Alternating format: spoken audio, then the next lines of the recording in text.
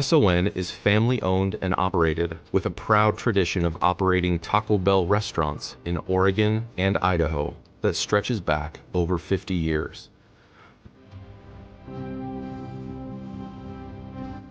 Our dedication to family and the communities where we operate spans 4 generations and is a fundamental part of who we are. Our mission is to develop, inspire, and empower. Develop, inspire, and empower our leaders, teams, and faces of SON. Our leaders, teams, and the faces of SON. Our leaders, teams, and faces of SON. To bring joy to our customers. To bring joy to our customers. To bring joy to our customers, community, and families. Customers, community, and families by serving fast, fresh, and delicious food. Fast, fresh, and delicious food. With a smile.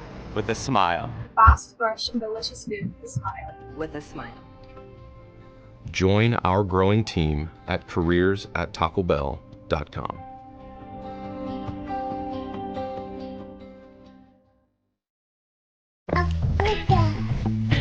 No. Come on, where is it? Dave, it's your Idaho Central app here. Any chance you're missing a debit card? Let's get that taken care of for you. With ICCU's card control, you can turn any card off with the tap of your finger. You got it. And back on again. Out, out, out, out. The closest Idaho Central Credit Union branch is in your pocket. It's the fall kickoff sale at Lithia Ford of Boise. We're going all the way so you can score more for your trade-in and trade up to a new Ford truck or SUV today. Visit Lithia Ford of Boise, where Ford begins in Idaho.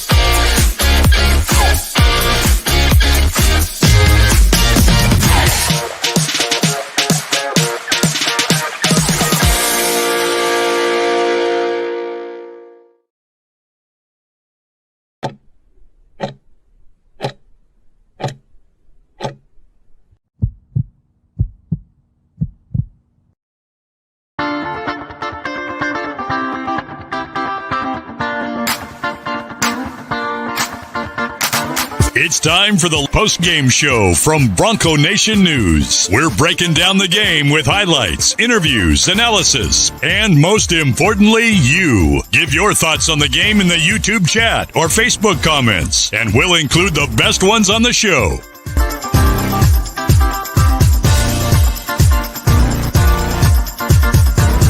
All Bronco Nation news broadcasts come from the Western Collective Studios. Head down to Western Collective's locations in Garden City or downtown Boise to try some of their delicious beers, including the Horseshoe Golden Ale, the first beer to support an NIL collective.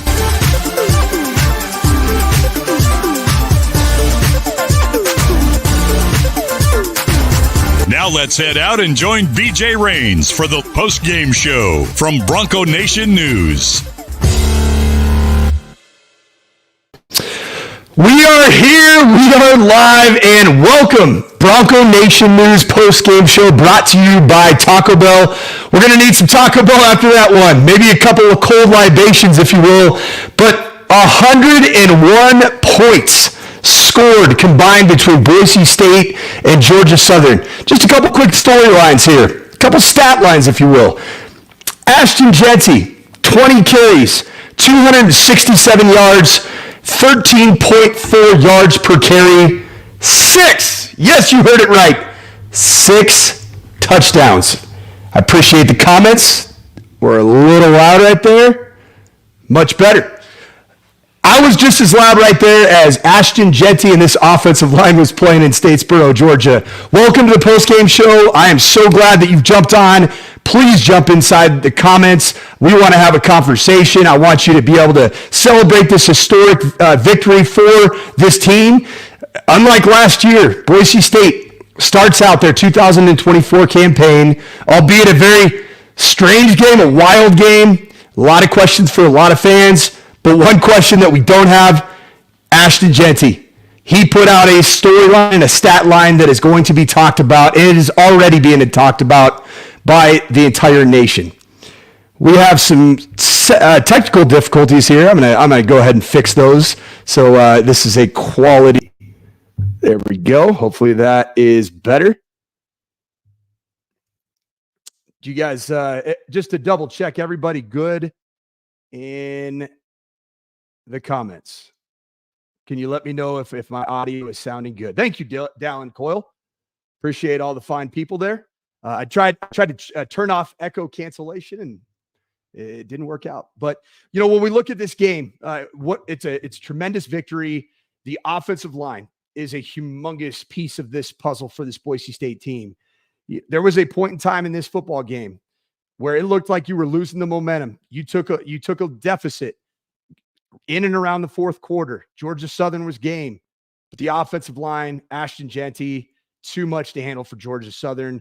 The Eagles with an incredibly valiant effort. I was so impressed with this offensive line. Ashton Jeanty, we already talked about his stat line, but let's go beyond that stat line. Let's talk about 5-6 individuals that deserve all of the recognition that they could get, and I'm going to read those guys' names right now. Starting left tackle, number 77, Cage Gacy. Left guard, Ben Dooley. Center, Mason Randolph. Hopefully he's okay and healthy. Right guard, Roger Carrion. Right tackle, Hall Schmidt. And the tight end, Matt Lauder and Matt Wagner were unbelievable. Coming from the background that I come from, watching the line of scrimmage, that's always what you don't know until you show up to game one.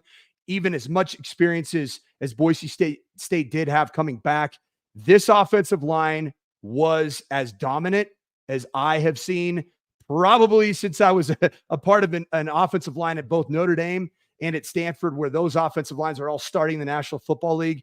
The holes, the gaping holes that were created were absolutely incredible. You can see right there from Jennifer Couture. Awesome job, O-line. Please jump in the comments. We want to have some discussions. Another storyline that we all need to talk about. We have a defense that did give up quite a few points. You gave up 45 against the Georgia Southern team that candidly was picked fourth on their side of the division in the Sun Belt Conference. Might be that they have something that maybe the national narrative didn't necessarily predict, but to give up 45 points, certainly something worth talking about. We are going to have some live video. BJ Rains is going to be coming in, but 45 points. Jump in the comments. What did you see? I'll tell you what I saw. I saw a defense that started the games, I thought, very well. Started the game strong. Couple of decisions, couple turnovers on the Boise State side. Some fourth down decisions. Maddox Madsen's early interception led to some short fields. Gave Georgia Southern some hope. And then you score right before the end of the first half, in which Georgia Southern did score. You get the ball coming out in the third quarter. All of a sudden, there's hope. And you're playing on the road if you're Boise State. That, to me, was part of the storyline. The other thing I saw is some receivers, most likely probably in the middle of what Boise State will see this year in terms of receiving groups. They made some contested catches. Quarterback J.C. French from Georgia Southern made some very good throws. There was an absence of a pass rush for, I'd say, the second and third quarter. But then I do think that the pass rush, what led to Boise State having the opportunity to pull away in this football game. And then Ashton Jeanty and this offensive line was able to do the rest. Let's jump in with some questions here. We have right here from AJ2 Heisman. Although they actually fixed it and finished the game and came back to close out the game, they came back from adversity. That is encouraging. I think that's a really good point. This is Spencer Danielson's first head coaching debut game at the beginning of a season. He was the interim head coach last year. This was a bit of a sloppy game. And I think that a lot of these mistakes that were made by Boise State are completely fixable. I think that this offensive unit, everybody out there wanted an offense that could score half 100. I know that was the storyline for Tim Plow. Well, you got that. You scored 56 points. Didn't really create all that many from a takeaway standpoint. It wasn't spectacular defensively in creating takeaways. So if we look at the team stats here, breaking it down, Maddox Madsen, 22 of 31, 280 yards, ended up with one touchdown passing and one interception, had the screen pass to Sire Gaines. Let's talk about Sire Gaines. My goodness. This was a true freshman debut from a running back that ultimately ended up would have been a storyline. He goes for over 100 yards, 12 carries, 110 yards, one rushing touchdown, and then 3 catches, 44 yards, and a receiving touchdown. He ends up with over 150 all-purpose yards. There was a point in time in that second half, especially late in the third, going through the fourth, where it felt like whatever Dirk Cutter called, especially in the run game, it was going to yield a touchdown. And I think Georgia Southern started feeling that on the offensive side of the ball, pressing a little bit, looking to throw the ball down the field. I think there will be some competition at the corner position for Boise State. Going back to the comments here about the secondary. Secondary looked flat-footed. Corners played 8 to 10 yards off and still got run past. Looked like some bad eyes in the secondary. I think that's a good point. I think there's going to be some teachable moments from this film. It's incredible to think that the passing stats today for Georgia Southern, frankly, almost mirrored some of the passing stats from a year ago with Michael Penix Jr., Roma Dunze. So that is a bit of concern. And I certainly understand that sentiment coming from our fan base here and our watchers. So if you look at Georgia Southern from a stats standpoint, 28 of 50. So just above, right in that 60% range for JC French, 322 yards, 2 touchdowns, no interceptions. One thing that I thought was interesting, certainly early on in this game, third down efficiency for Georgia Southern. Both teams were really good. Boise State of 7-11 on offensive third down efficiency, and Georgia Southern was 12 of 19 on the day. Boise State with the 2, failed fourth down conversions, I thought was of note, something to look at. Especially when you give that ball up on your defensive side, they got to play a short field. I think that does end up posing some problems. So I'm going to jump right here. I totally agree with this comment. Coulter Johnson, lots of penalties and sloppy play. Is that a reflection of Spencer Daniels' youth or just early season stuff? I would say more the early season. You're looking around. You watch a lot of these college football games today. I mean, Boise State, you're 1-0. Your playoff hopes are still alive. And that looked fleeting for much of the third and into the fourth quarter. They are much alive. And you can say what you want, but if you got Ashton Jeanty on your team, you got these receivers on the perimeter. By the way, I want to talk about somebody today that caught my eye that I didn't necessarily have on my bingo card. And what an incredible performance today from Cameron Camper. Ended up finishing the day off. I thought he was receiver 3, maybe receiver 4. So much of the storyline have been about Latrell Caples. Certainly Prince Strawn, which, I we'll have to get to BJ for an update on what happened with Prince Strawn. Didn't see much availability there. Certainly, a lot of conversation about Chris Marshall, who was good. Latrell Caples was obviously good as well. But it just looked like anytime Maddox Madsen needed a clutch catch, it was going to be Cam Camper. And I thought he stood tall in this football game, not just a possession guy, but an absolute stud. And you can see Sky Ship, one of our very loyal watchers there, says that he looked like an NFL receiver. He is a frisbee catching dog. A very impressive performance. So love to hear what you guys have to say about this. Bad call to go for it on your own 35 before half. I was questioning that decision. Now I've coached in some very conservative environments. Minnesota, if you watch that game against North Carolina, PJ Fleck, he will make every single call in a very conservative manner. David Shaw in Stanford, we would never have gone for that. But if you watch, it's risk reward. And I think that we'll hear from Spencer Danielson. Stay tuned when BJ does join us here in probably the next 30, 45 minutes to hear from Spencer Danielson in his postgame remarks. Certainly a question that I believe will be answered by Spencer Danielson. Camper could have gone for over 150. Let's actually do this. I want to go and I want to share my screen and look at this stat line together.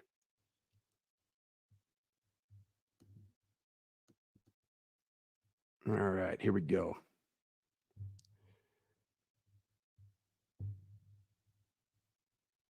I'm going to drag this up here. Okay.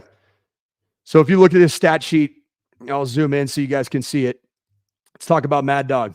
Okay. So Maddox Madsen, 22 of 31, 280 yards, 1 touchdown, 1 interception.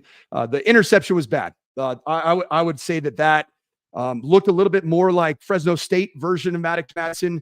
But as the game progressed, I think Dirk Cutter did a very good job of playing into the strengths of Maddox Madsen. You see a lot of those deep over crossing routes. Did some stuff in the quick passing game, the screen game. Came alive after some time and ended up really putting the dagger in this game with Sire Gaines getting that screen for a touchdown. We've talked about the running back position. Interesting to see only 2 rushers. It was the Ashton Jeanty and Sire Gaines show. I mean, Sire Gaines averages 9.2 yards per carry, and Ashton Jeanty had a Heisman freaking day. And I think that's going to be a fun storyline from a national perspective, highlighting this game against Oregon coming up a week from now. And yes, we can start to talk about that game. But Boise State receiving, the leading receiver in terms of catches was Latrell Caples, 81 yards on 5 catches. He did not have a touchdown. He was targeted 7 times, efficient day. Cam Camper, 99 yards, just 1 yard short of 100. Sire Gaines was the 3rd leading receiver. You have a perfect lineage now set up with Ashton Jeanty whenever this season does come to an end, and hopefully it is in the CFP playoffs, but to pass the torch to Sire Gaines. A lot of people were questioning the 4th down call, and I want to talk about that going to Sire Gaines. I mean, guys, you got to understand Ashton Jeanty, he's human. He does have a style of running where he does extend an incredible amount of runs after contact. That takes a toll on a running back. And if he's coming off the sideline to get some air, to get some oxygen, Sire Gaines proved that he's capable of converting the sticks at different points throughout this game. I don't think that had anything to do with Sire Gaines. I think the call in and of itself was well defended by Georgia Southern. And then, going down, Matt Lauder was a big part of what I would say the blocking unit. This offensive line and the play that kept getting home, big gashes, starting with the 77-yard touchdown to cap things, to kick things off for Ashton Jeanty. That was a counter play. So you kept seeing guard pull to kick out the end man on line of scrimmage, and then either Lauder, you had various players in the tight end room that were coming as the second puller. And Matt Lauder, even though the stat sheet only shows him with 2 catches for 13 yards, he was incredible, absolutely dominant in the run blocking. And I think that does set up well for him to have an opportunity to continue. So, turnovers and penalty, I would totally agree with that. You got to eliminate those, the penalties on the day. Just a few too many. I'm looking right here at the box score. So game stats, Boise State with 651 total offensive yards, 49 away from a 7th spot, pass yards 280, rush yards 371, 8 penalties for 90 yards. Now, if you look at Georgia Southern's total offense, 461 yards, 322 of which were through the air and 139 on the ground. I thought J.C. French was the majority of the rushing offense in terms of consistency, extending plays, moving the sticks with his legs. Georgia Southern out first downed Boise State with 27 first downs to Boise State's 23. We already talked about the 3rd and 4th down conversion and sacks. So Boise State, a lot of people were in the comments about the sacks. Boise State gave up 0 sacks offensively, but did get 4 sacks for 19 yards. And that's not even to mention a couple holding calls that Ahmed Hassanin was able to draw just by playing just unbelievable football. So yeah, drop a comment in the comment section here. Unbelievable viewership here on the Taco Bell post-game show. We have going down here. Gosh, there's a ton of comments here. I love it. You call them blitz, the pass rush, D-line exposed, our secondary with very little pressure. Why are guys in a 4-point stance on passing downs? It's a good question. If you look at the construction of this defensive unit, This is built to be interior wise, and I'm talking about the defensive ends and the nose tackle or the three technique, depending on how the offense or the defensive line shifts around. This is a defensive line where the interior is oftentimes built to two gap. And what does that mean? If you're anchored down in a 4-point stance, you reach out and grab and you play left gap or right gap. It's a defense that's built to stop the run. That's how you win championships. And frankly, you tripled your opponent today on the ground. Boise State out rushing them 350 plus to under 125.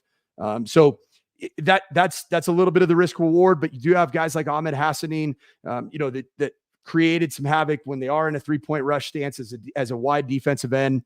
But I thought that there was enough pass rush today. JC French, for as many heroic plays as he made for Georgia Southern, I don't think that he felt comfortable in the pocket. A lot of his plays came by getting outside of the pocket. That's one thing that I think Spencer Danielson and Eric Chenander will focus heavily on, is just integrity of the rush lanes, because you're playing against Dylan Gabriel this week. You got Dylan Gabriel. He's a guy that's going to extend plays. He's going to get creative, and Oregon has a plethora of receivers to get beat. For them to be able to create mass matchups down the field. Sean S. here says, I was afraid when I heard they were keeping the same defense as last year. This is why. Defensive head coach gives up that many points and that many yards. Something needs to change. I think that's a fair question. It's a fair comment, Sean. I think that this is, a defensive coaching staff. Mind you have Eric Chenander, who's I've coached against. He was the defensive coordinator at Nebraska. He's been around the block. He's been a part of this system, but he also had his own system. You have Stacy Collins, who's been, at Penn State, a very good defense. And then Spencer Danielson, as the guy that's in charge, he's going to take incredible pride to make sure that the woes that did present themselves today will be fixed. Taking another comment here.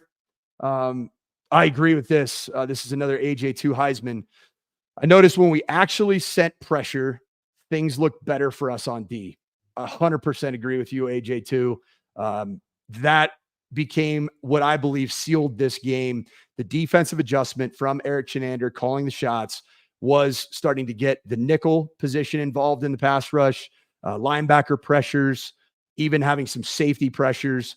I thought that was a tremendous adjustment to seal what was a precarious situation that Boise State found themselves in. Little update. Oregon right now struggling with the DAV, the Dog Ass Vandals. Jump in the chat here and give me a comment. Score update. I would love one. I saw it was like 7-0. We got Bronco 130 here. Do they have an ice tub on the plane for Jeanty? I sure hope so. I hope that there is an ice tub available for Ashton Jeanty. That was, I think, a little bit different than our pregame show in terms of what I projected for his day. I was hopeful that he would be out of the game sometime in the middle of the third quarter. But for Boise State to keep this playoff dream alive, Ashton Jeanty needed to be on the field until, frankly, the very end of the fourth quarter. There's 10 minutes left in the second quarter, and it's 7-0. Still 7-0. Everybody opening games. That's all I can say. You just don't know.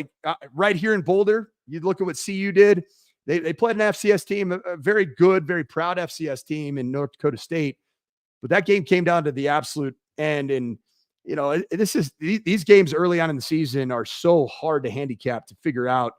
That's why, Vegas loves their chances in some of these, which, by the way, Vegas did not like the ending to the game that we just watched on ESPNU, the backdoor cover for Georgia Southern by scoring late, getting the 2-point conversion. I think essentially plus 11.5 to plus 13.5, depending on where you placed your wager. I did not place wagers on this game, nor any game for that matter. But I did see that Stanford Steve from ESPN is going to be looking into the bad beats from that particular game. You see this in the Mountain West Conference, a little stroll through the Mountain West Conference. Air Force played Merrimack. Has anybody heard of Merrimack? I've been coaching college football, even on the East Coast. I've never heard of Merrimack. I could not name the state that Merrimack calls their home.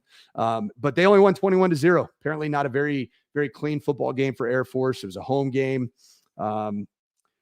Hawaii beating UCLA. One game that I watched very closely because I'll be calling the CSU University of Northern Colorado game next Saturday. Man, that was a rough one for the CSU Rammies. 52-0. Braden Fowler-Nicolosi did not look good. Offensive line had their struggles against Texas, and a lot of issues right now in Fort Collins. So you could be a Boise State fan base. You could be either way. Right here, A-Town 875 has a good question. No, that's not a good question. Here it is. Bronco 130. Okay, so seriously, Mike, why do our DBs not seem to turn around and look for the ball? Yeah, I had the same concern. I had the same question. There were some situations where I thought our corner play left a little bit to be desired. Now, they were on an island. There were a lot of situations where they are playing catch technique at 7 to 9 yards, which means that it's a form of catch man. There's a lot of quarters, a lot of catch man where you're pattern reading what the slot receiver does. So if the slot receiver goes to the flat, you go trap it at the corner position. If your single receiver goes vertical, number 2 inside of you goes vertical. You play flat-footed until you have to match out past 10 to 12 yards. There are some challenges that come with that. It's a technique deal. The athletes from Georgia Southern were game at the receiver position, made some plays, made some contested plays. If you're looking at technique, I think that corner technique is something that's come up quite a bit in this opening slate of college football games. The ideal technique when you're in the hip pocket of a receiver running down the field is to be in that pocket, having your eyes essentially fixated on the receiver, so you're right there, you're in their hip pocket. And then the coaching point is that you want to look while you're leaning. So it's look and lean. You want to look up for the football while you're using your body to screen the receiver towards the sideline. And just saw some situations today where I thought the corners just got a little bit turned around in some of their technique. So something that I do think needs to just improve, and it's going to be tested. There's no question that Oregon's going to watch that film. As much as Oregon's struggling right now, assuming Oregon gets a win and pulls away in the second half. College football openers, ladies and gentlemen, you just never know.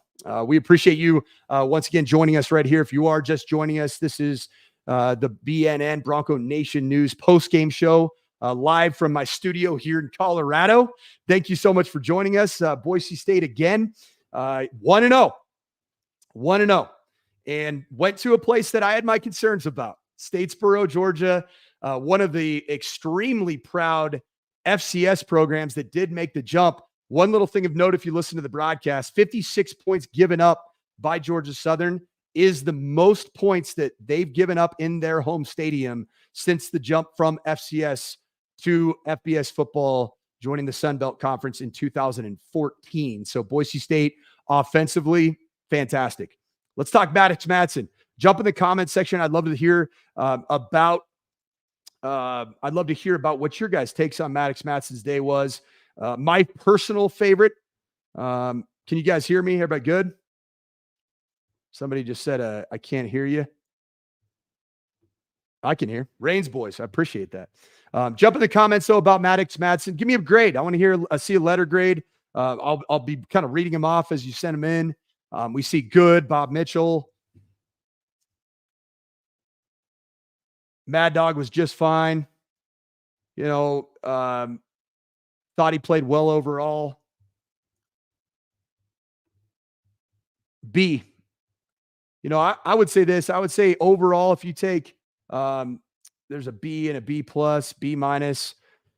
So Colin right there. Yeah. So if you take his overall body of work, and I would start with the interception, especially where he turned the football over, that was costly. I think that this was a game that if you play the game perfectly, you pull away from Georgia Southern. This game wasn't played perfectly. Georgia Southern athletically had enough to be able to create some mismatches with Boise State secondary. But I'd say Maddox overall, I'd give him about a B. I would say after the interception, A. The very next drive, Dirk Cutter comes back, calls 2 shot plays. Maddox Madsen threw some Russell Wilson-like deep balls in his prime, I'll say. Not the Denver Broncos or Pittsburgh Steelers preseason version of Russell Wilson. But ball was up there and came down from the sky perfectly. Caples for one, Camper for one. And I think that response is why Maddox Madsen's the starting quarterback at Boise State. Coaches have a chance to see the entirety of the body of work from spring ball, which I know he didn't participate in, all the way through fall camp. And a big part of evaluating who is your guy is you're going to have some adversity that comes along in a fall camp scrimmage, in a practice, or 3 practices in a row. My bet is that Dirk Cutter, Spencer Danielson, and most likely the entire team saw Maddox Madsen do what he did today, which is respond to a bad play. And he responded incredibly well. Matthew Poole here says about Maddox Madsen, a very efficient distributor. Madsen definitely needs some work though. I think that there were some early nerves. I think there were some missed throws. The early 4th down attempt that Maddox Madsen, he looked uncomfortable in the pocket to me on that 4th down drive, or that drive early on. I think it was in the plus 35 going in, just outside of field goal range. I don't think not one time did we see Jonah Dalmas attempt a field goal today. I agree with this right here from Ben that Maddox Madsen plays better on the move. I think he's really good throwing on the run. I mean, really good. I think when he plays on time, the 2 areas that I like the most of Maddox Madsen's game was downfield throwing, accurate downfield throwing, phenomenal. Gave his receivers a chance to make plays, and his receivers made some plays. And then the second one is exactly that. The athleticism as a passer on the move. Skyship here said, preach Mike. Maddox did not get rattled by the interception, bounced right back. Love it. That was my personal favorite aspect of the game. We got Madsen was a good game manager, didn't make a lot of huge mistakes. Thinks he is a solid B. All right, let's continue this with the grades.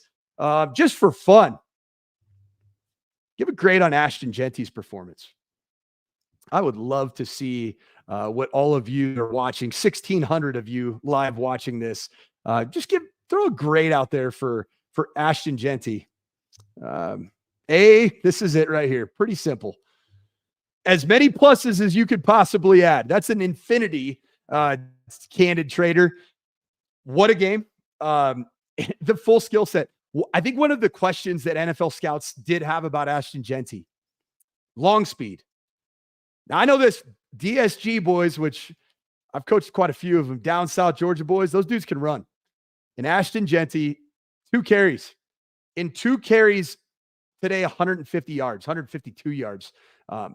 Absolutely incredible. Played the long speed, the stiff arm. Guys, can you think of a running back in the last 20 years, pro football, college football, with as consistently as efficient and powerful of a stiff arm? I personally cannot. Ridiculous.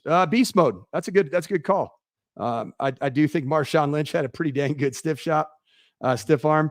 Right here we have who you take in the draft. Darren McFadden. That was another good one.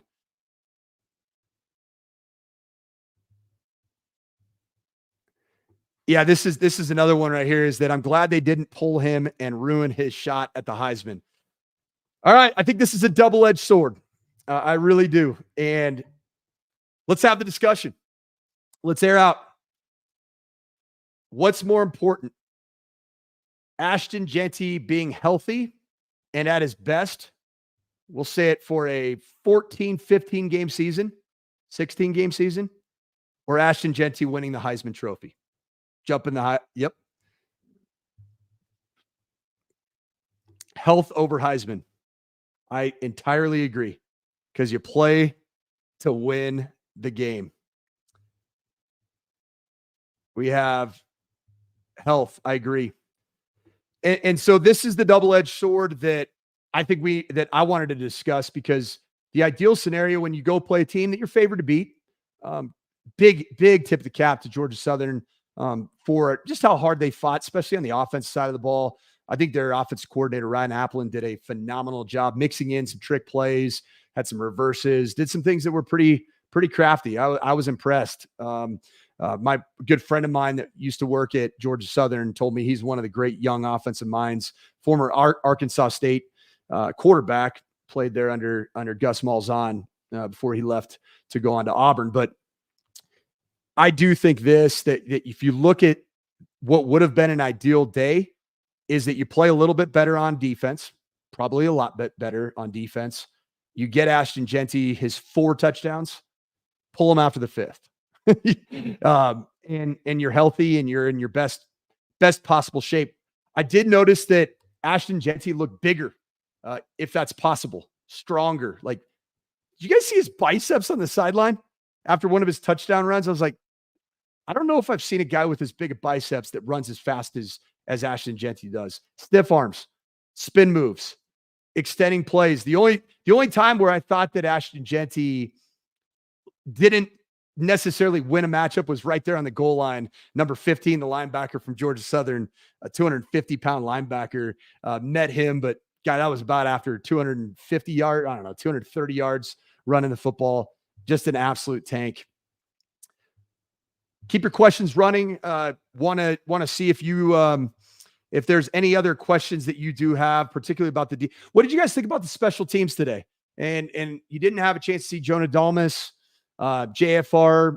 Didn't have too busy of a day when you run the football that way. What did you guys make of the overall special teams?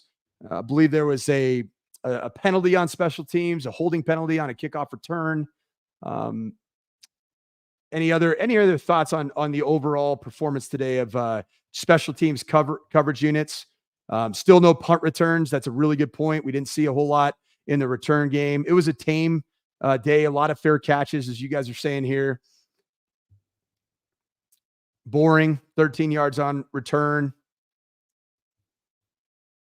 Yeah, that was my overall take, is that I think there'll be better days to come this season for the special teams unit. I know Stacey Collins will take tremendous pride in. There was a return, I believe it was a kickoff return that got out near midfield first half. There were so many yards in the game overall that it was almost hard to keep track. I do think the depth of this team is going to be evident when it comes down to the special teams. Mountain West Conference Championship, CFP, very much on the table still. Very much. When Boise State gave up that lead, I believe it was 28-9. You give up the touchdown right before half. You give up another touchdown, and that game starts getting a little bit tight. If you're like me, a fan, now also a former player and alum, former coach, I'm sitting there thinking, if this thing doesn't turn around, and if they do actually have an answer for Ashton Jeanty, which it looked like Georgia Southern had an answer for a couple series, you lose to Georgia Southern on the road, CFP playoff thoughts are gone. I mean, gone. You could go and, maybe beat Oregon and then run the table in the Mountain West Conference. I'm thinking they're probably gone. I think being up 28-9, I didn't get comfortable. Hey, let's talk about that. You're up 28-9. At that point, so middle of the second quarter, I was feeling pretty good about the defense. Perfect, no. Pressure looked good. They were bottling up the run game well. JC French I thought he looked pretty rattled. I liked where the defense was at when it was at 28-9. The big swing in the game was that sequence right before half. Georgia Southern retakes the possession in the third quarter. It goes right down and scores. I would agree with this right here. Hopefully they start using the receivers more. They made some awesome catches. Jump in the text line if you know anything about Prince Strawn. I'm not scrolling social media. Why he was noticeably absent from any type of production tonight. Don't know if he got beat out. Just completely shocked by that. But you have Austin Bolt, critical fumble recovery. Cam Camper, we've already talked about, was unbelievable. It was Caples season in Latrell Caples. Just overall, it was really good. Anybody have any scoop on Prince Strawn? Anything dropping on the social media? Yeah, this is interesting right here. I love this. B Spain 1263. You are putting up some fire on the comment section. They call it, so a lot of teams will call the most important part of football game is the middle six. They call it the middle six, and that's the 3 minutes at the end of the second quarter and the 3 minutes coming out of the first half, starting the second half. And those middle six are the reason that this game was even a contested football game, because Boise State was running away with this game and it looked like it was well in hand. Jason Phelan talked the middle eight. Some people call it the middle eight. Today it indeed was the middle six. But yeah, the 4 minutes before halftime, 4 minutes after halftime. Tight end number 82 made a nice catch. Tight ends, I do think, are going to start getting more involved. Almost halftime, little update. Still 7-0. Idaho hanging on and playing in Autzen Stadium, where Boise State will be heading out.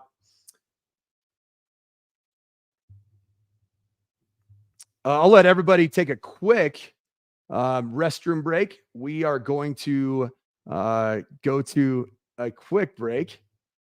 And here we'll go. It's quick 3-minute, 59-second break. Subscribe to Bronco Nation News on YouTube. Join the fastest online growing community of Boise State sports fans. YouTube.com/Bronco Nation News is the website. If you're watching on Facebook or X, we ask you to swap over YouTube.com/Bronco Nation News. If you're already watching on YouTube, make sure you click that subscribe button. And while you're there, hit the like button as well. Help us show up higher in the algorithms. All the press conferences, highlights, interviews, live shows, all of our content is available on YouTube. Again, subscribe today so you don't miss any broadcast. Hit the notifications button and turn that on so you're notified when we go live. And again, subscribe to Bronco Nation News on YouTube. Join the Horseshoe Collective and Bronco Nation News at every away game football watch party at the National. It's inside House of Western proper, part of the Western Collective group at 610 West Idaho Street. You walk in, you turn to the right, and it's the bar right there. They'll have full audio of the games. Great deals, including $3 Horseshoe Gold Nails, and 10% of all proceeds goes to benefit the Horseshoe Collective. Again, Western Collective has locations in Garden City or downtown Boise. Try some of their delicious beers, including that Horseshoe Gold Nail, the first beer in the country to support an NIL collective. Check them out, Western Collective, our studio sponsor here at Bronco Nation News.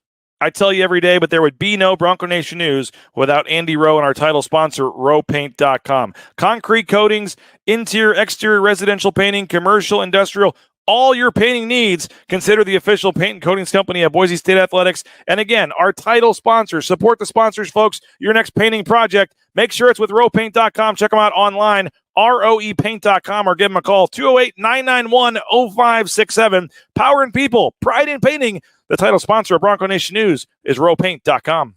Be on the lookout for the next edition of the Tyson Degenhart Show, sponsored by Idaho Central Credit Union, ICCU.com. There's a branch pretty much on every corner, but the easiest, of course, is that mobile e-branch online banking in the app on your smartphone. Check them out for all your banking needs, whether it's a home loan, a car loan, just want to get a standard checking account set up. They can do it all at Idaho Central Credit Union. Check them out online, ICCU.com.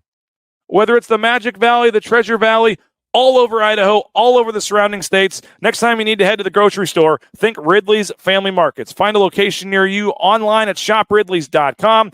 Again, love the Star location, love the CUNA location. Whenever we head up to McCall, that's the spot we stop as well. Download that Skep app, get savings up to 40% off at the checkout line.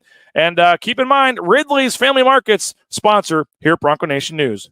Snake River Pool and Spa Patio and Game has been around since 1978. Locations in Twin Falls, Boise, Meridian, Nampa. They're part of the Boise State home team, and they can help you out at thespateam.com. The Raines family purchased our spa. We are loving it. The delivery, the installation, the setup. It was so easy. I highly recommend it. They help you every step of the way, and we're loving, as the weather starts to cool down here, our new spa from Snake River Pool and Spa. But again, the patio and game portion, they've got that as well. Pool table, billiards table, anything you need for the game room, for the patio, they can help you out. Again, full inventory can be available online. They're ready to help you now. Check them out. Snake River Pool and Spa, Patio and Game, thespateam.com.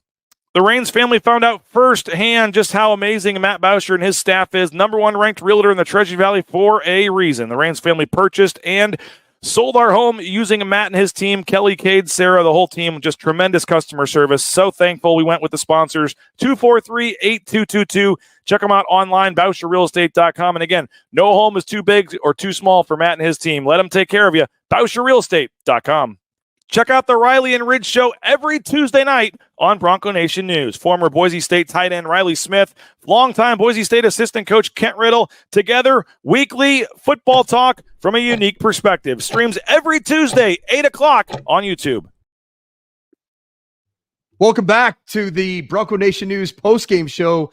Boise State 56, Georgia Southern 45, and you live to see another day with playoff dreams on the line. And I think that this team is going to come out of this knowing that they survived the buzzsaw, being on the road, cramps for every player, Georgia Southern wearing down themselves in their own humid environment. Fans were even tapping out. This was like a 2-point lead for Georgia Southern in the fourth quarter, and fans were leaving because it was so dang hot. But you end up escaping a buzzsaw. These are program-defining wins. If you think about the game last year down at Memphis, who is going to be another team that is part of this conversation, really Liberty, Boise State, Memphis, still think all three of those teams are very much alive and well to be the group of 5 representative in your college football playoffs. Boise State does survive. And sometimes in games like this, you just got to survive. I did not like this game on the schedule. If I'm going to be perfectly candid with all of you, I thought that this was not a trap game because Oregon was waiting. I just thought it was a really hard game, a really challenging game to open your season with.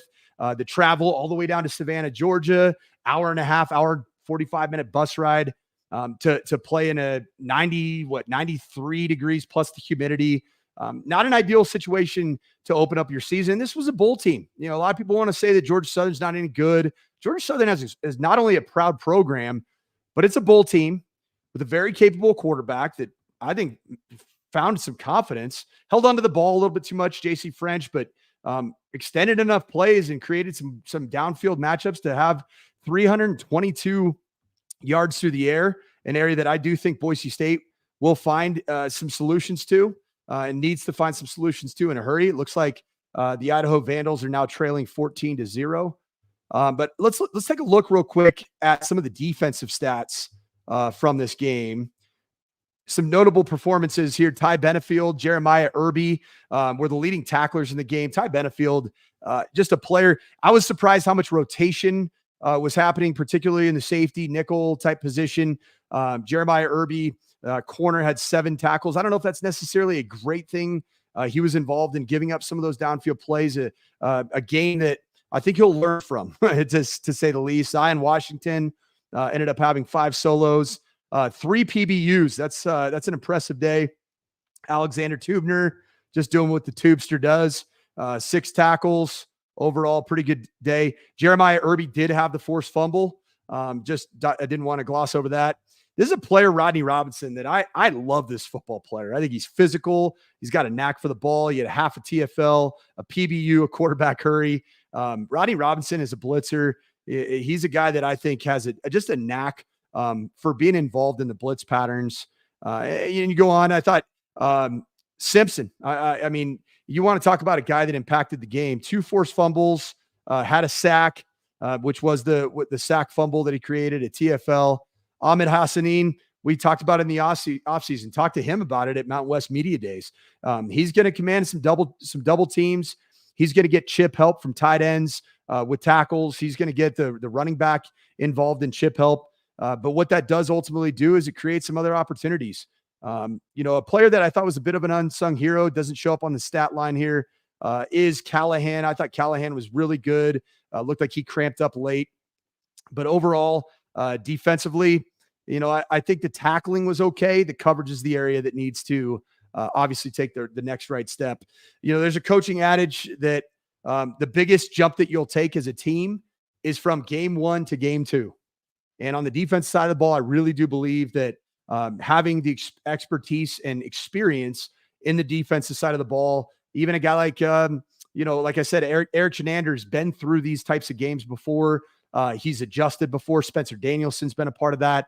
And then I don't think you can underestimate the value of Stacey Collins, not only just as a special teams coordinator, and I know that he wants that unit to take the next right step from game 1 to game 2. But I do think that his impact, having been around some really good defensive minds, having been around Manny Diaz, I think that this defense will be in a better place. And I think it's one of those games that you survive, you advance, and you move on to Oregon.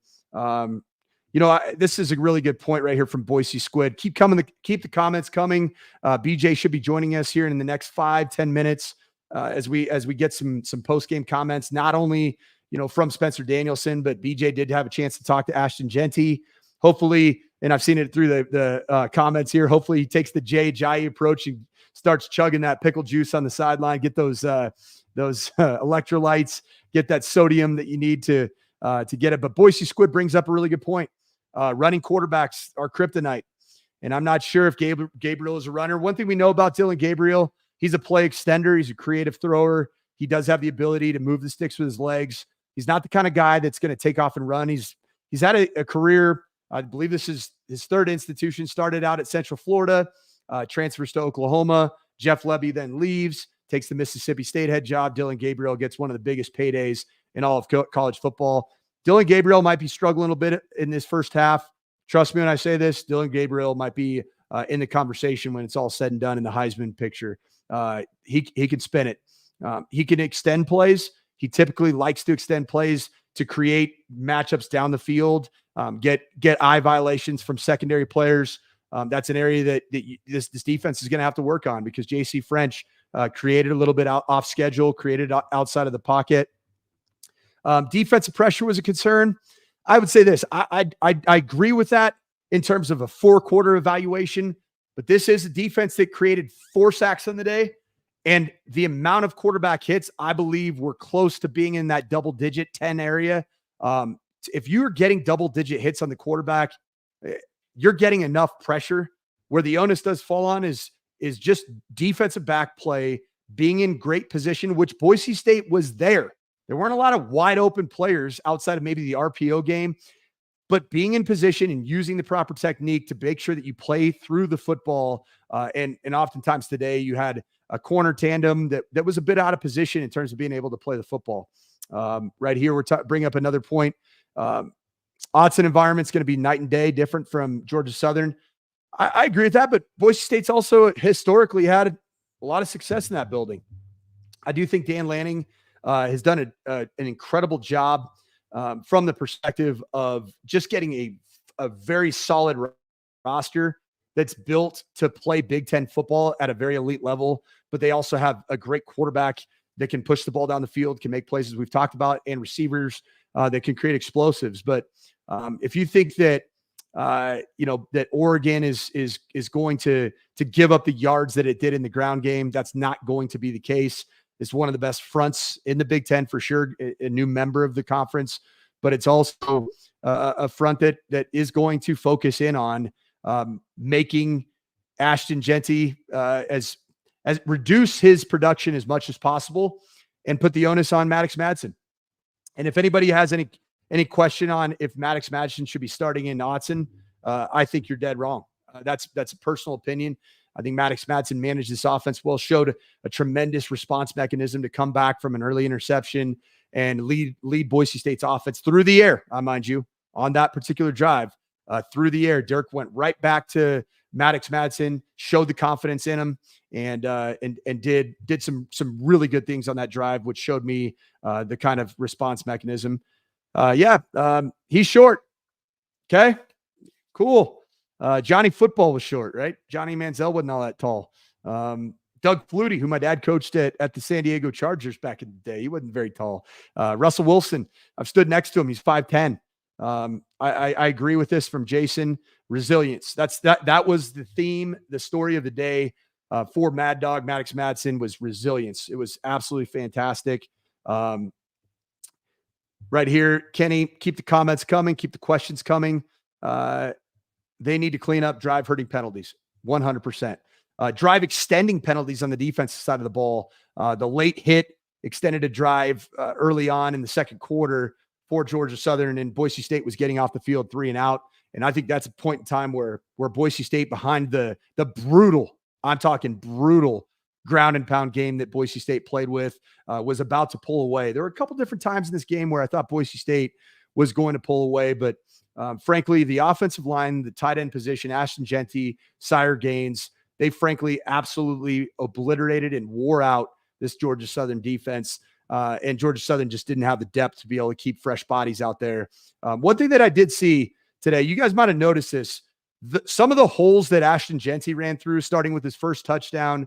If you look back at all 6 touchdown runs, I'm guessing that 2/3 of those, so 4 of those touchdown runs, there were cavernous holes, either off tackle outside of the tight end shelf area, or, in the A gap, B gap area on counter. There were some run fit issues with Georgia Southern schematically. Players out of position. I was watching this game early in the second quarter and texting a couple of my buddies that are defense coordinators in college football. And I said, if you want to learn how to not properly fit the run, buzz the Georgia Southern defense tape against Boise State. That was bad.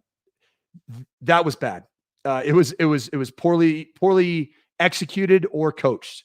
I think that Georgia Southern tried to throw the kitchen sink at Boise State. Brought their middle linebacker up quite a bit to try to just play essentially a bare front by using the middle linebacker directly over the center at the snap. And if you're running gap schemes and you don't have secondary support from the safety position, from the nickel position immediately right off the tackle, you're in for a long day. And that's exactly what Georgia Southern had. I think they didn't feel like they had the ability to stop Ashton Jeanty in this offensive line by just playing straight. Adrian, I appreciate you as a viewer. I love you. Thank you for calling me dumb. Maddox was not good. Look at the easy throws. I respectfully disagree. I love that you're voicing your opinion. I don't think that he was bad. I might also be dumb, but I think that he was very solid. And we have some very good news. We are joined now by BJ Rains. What's up? What's up? To the BNN postgame show brought to you by Taco Bell. BJ, what do you have for us from the postgame? Well, we got Ashton Jeanty, we got Spencer Danielson, we got Andrew Simpson, but I told you 45 minutes, we're at 57. So how you holding, man? You doing all right?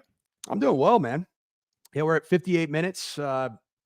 What do we have? Just shy of 2,000 viewers right now. Unreal, man. What a game. What a game. 56-45. I mean, just super impressive to see what Boise State was able to do tonight. I mean, obviously, you've talked a lot about it, but Ashton Jeanty, single game records for touchdowns, for yards, and again, 20 carries to go 267. And just for all the offseason hype and the Heisman campaign and all that stuff, for his second carry to go 77 yards to the house, I just thought it was super impressive.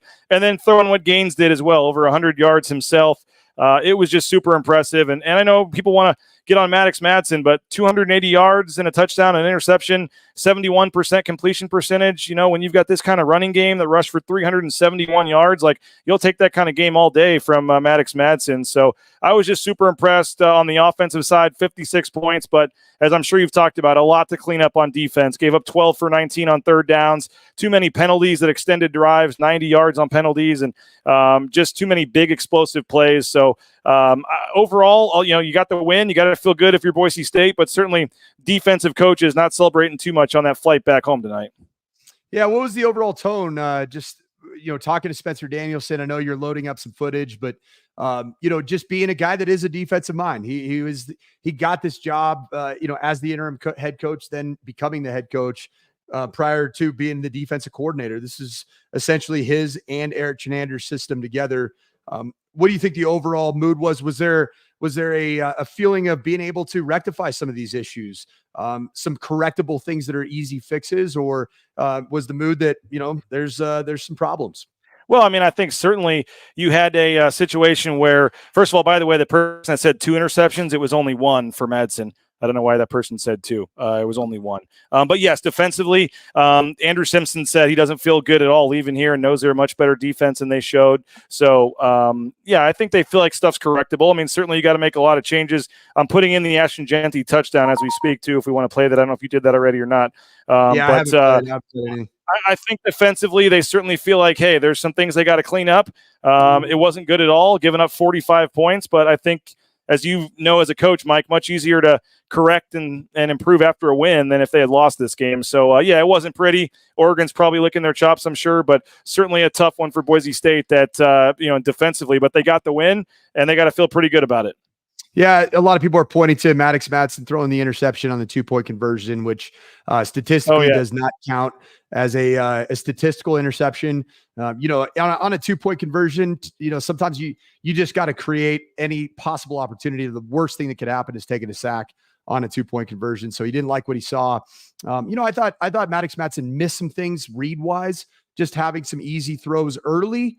But I thought he settled really well into this game. I think that there should be, in my opinion, there should be zero narrative surrounding who should be your quarterback coming off this performance. I think that there are a lot more points of discussion that need to be had, particularly on the defense side of the ball. Who's going to be covering Oregon's receivers down the field? Are there technique issues? Those are some of the questions that I do have because frankly, the corner position and some of the matchups with nickels and safeties down the field. I think that overall, Boise State defensively needs to play the football better when it's up for grabs. Have we had 1 commercial break or 2? I've had 1. Okay, I've got that. Let's play the clip here of Ashton Jeanty's touchdown, but then maybe we'll take the second break real quick and then get into all these interviews if that sounds okay with you. If you want to talk about the touchdown, I can put it on here and pause it whenever you want. But here's Ashton Jeanty on the 77-yard touchdown that a lot of you missed because of the ESPN issues. Yeah, so I love this. This is the counter play that I'm talking about. And when you see a missed fit, and you can let it run it, if you let it run a second time, BJ. Sure. That was the Heisman post, by the way. There's the Heisman. He gave it to him. Yeah, and that went viral on the X. But if you look right here, the safety fit is absolutely atrocious. You end up having 2 defenders outside of who the right guard ended up kicking out. And this was a pretty common storyline for Georgia Southern, just not fitting, frankly, one of the more standard run plays in college football. But this is what I love, BJ, is I love that in this picture right here, this is what probably NFL scouts do question about Ashton Jeanty is the long speed there. Coming off of last season, I wouldn't say that was a huge part of his game, but having a 75-yarder and a 77-yarder in one game against a team that does have speed. I mean, Georgia Southern's back end, and there were some times where Georgia Southern had some angles, but splitting and his balance, his ability to right there, step through that tackle. There are very few people on planet Earth that can do that. One of the things that we did not bring up, BJ, are a lot of our watchers, our viewers right now were frustrated with was ESPNU.